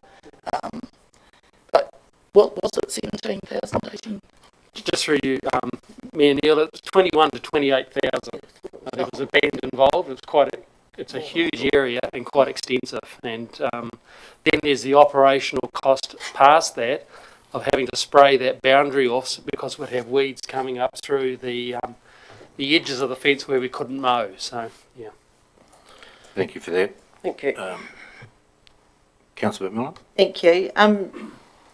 You've written here about signage, but will it be consistent signage throughout the district? I know there's new signage that's been put around the domains and on reserve areas, encouraging people not to have their dogs on the playing fields, and that looks like that's really eye-catching and really good. So I'm just wondering if it'll be consistent, and I don't see it in here, and I can't remember if we talked about it during the deliberations, but Awa Rata is a very popular place for people to take their dogs, and it's quite unclear where, if you can have it on a leash or on a leash, and I'm just wondering if you would put a sign up there as well, even though it's not a known sort of dog exercise area, whether it could be looked into having some sort of signage. I thought the signage looked pretty clear to me there, that it's dogs on leash, but we'll certainly have another look.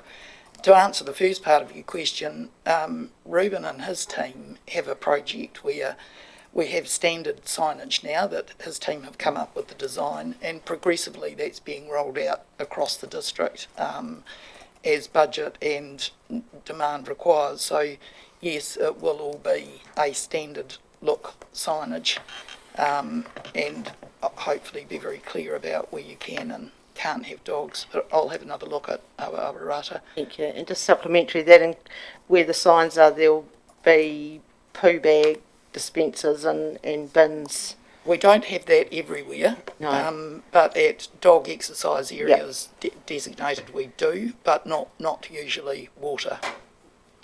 Councillor Lovett. I was just looking, like all boat ramps and slipways, are you going to have signage at these? I was thinking more of Lake Hood, because dogs do go in boats on, you see them, and the owners will be asking how do they get their dog into their boat. Usually the dog's in the boat before it goes down the slipway. So they're allowed in the boat going down? I don't see why not. They're not on the slipway, are they? Yeah, I suppose, no. There's a question on page 91, just the obligations of dog owners, and there's 8 obligations there that we give them. How do we inform the dog owners of those obligations? We have a lot of information, Mayor Brown, on our website, and also Rick, with the help of Andrea McMurray, have come up with a really good owner's handbook, which is available electronically, and we make sure that any newly registered dog in the district, that the owner has access to that, and that outlines all of the rules, the bylaw, their responsibilities, including how to look after the dog, you know, how to look after their welfare. So it's on the website. Great. Councillors, no further questions, so not to move the recommendation. Councillor Lovett, Councillor Brown. Open for debate, if any. Councillor Mackay. Mr Mayor, councillors, I'm voting against the Company Road off-leash is my reason. Thank you. I'm going to put the motion on favour. All in favour, please say aye. Aye. Against? Okay, recorded? Yeah. Recorded, thanks. Followed by Councillor Mackay, voted against. Passed. Thank you. Next item, road closure, item number 13, page 115.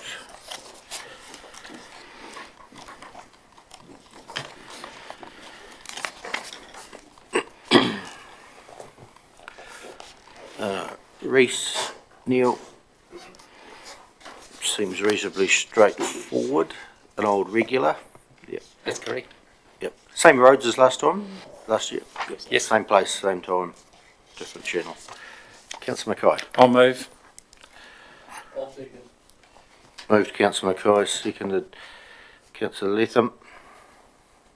Open for debate. No, it's a good thing. Yeah, once a year, let's see old petrol heads get out and get into it. Done in a safe manner, which is great. Commend them for doing it. I'll put the motion. All in favour, please say aye. Carried. Thank you.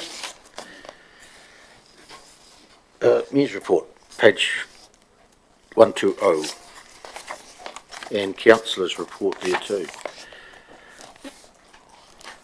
We were going to have Michael Baker with us at this meeting, but he couldn't make this one, so he'll make the next one, hoping. One item to change, item 18th of October, it's got me going to the Methven Community Board. I did not attend Methven Community Board. I was at an LGNZ Zoom meeting at the same time. Councillor Mackay. Mr Mayor, I think your report is a very good one. But there's one matter come up under the Canterbury Mayoral Forum that I'd like to raise, and it concerns an article in the Christchurch Press on Monday the 18th of October 2021, and I'd like to suggest the way through might be that we ask the Chief Executive for a report on the representation to Environment Canterbury for a future meeting. Just a bit more... well, the report goes on about how there may be some people that observe on ECAN be appointed as voting delegates. Now, I'm quite happy if those people are elected through a ward system, but just to be appointed by government, because I guess it's a bit of a sore point with me, for those that know my history, and I think that if a particular political parties fought for democracy, that when they're in power they should advocate democracy, and therefore I ask that democracy prevails. So instead of going through it all today, Mr Mayor, I'll try and move. I'll move that, if I may, that the Ashburton District Council Chief Executive bring a report back on the ECAN representation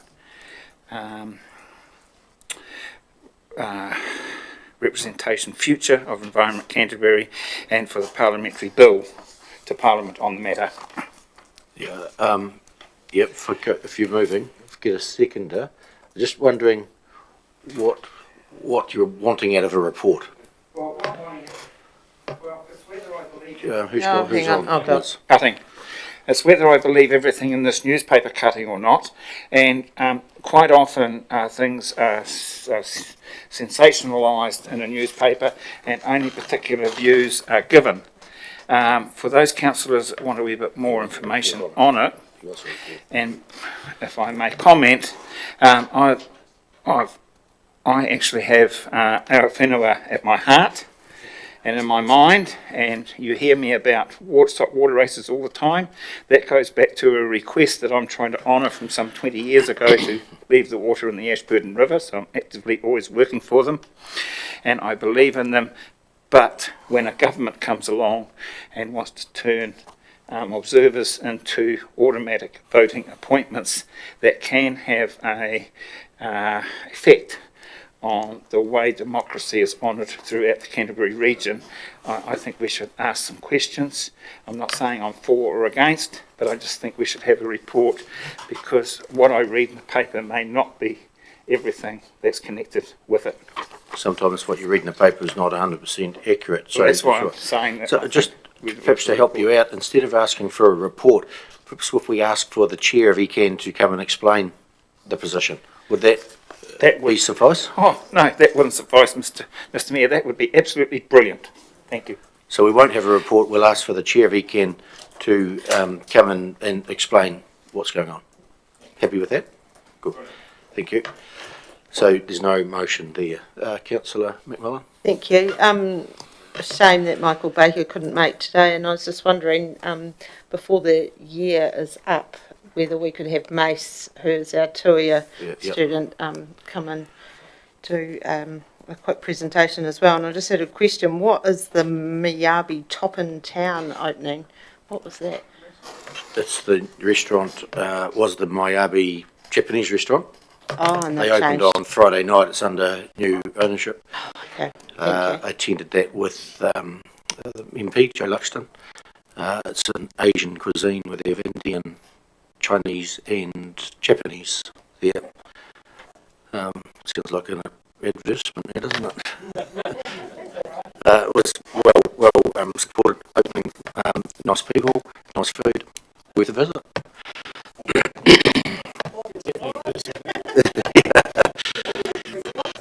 Yeah. Had to earn my supper. Nothing. I'll move to receive the mayor's report. Is there anything else? I'll second. Councillor McMillan, all in favour, please aye. Thank you. Over the page to the councillor reports. And two of you have been busy and reported on. Any questions on the Deputy Mayor's report or Councillor Lovett's report?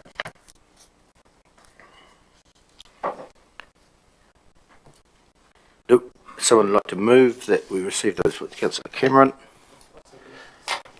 Councillor Rawlinson. All those in favour, please say aye.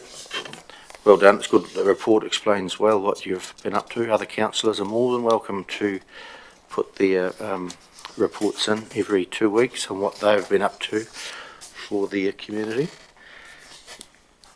And Councillor Wilson, you had item number 16 at the start of the meeting. You talked about, and I've forgotten. We were going to propose it after in committee. No, it's going to be the final item on open business. What was it on? Grove Street Park disposal negotiations. Oh, that's right. Oh, that's right. It was in the minutes. Yep.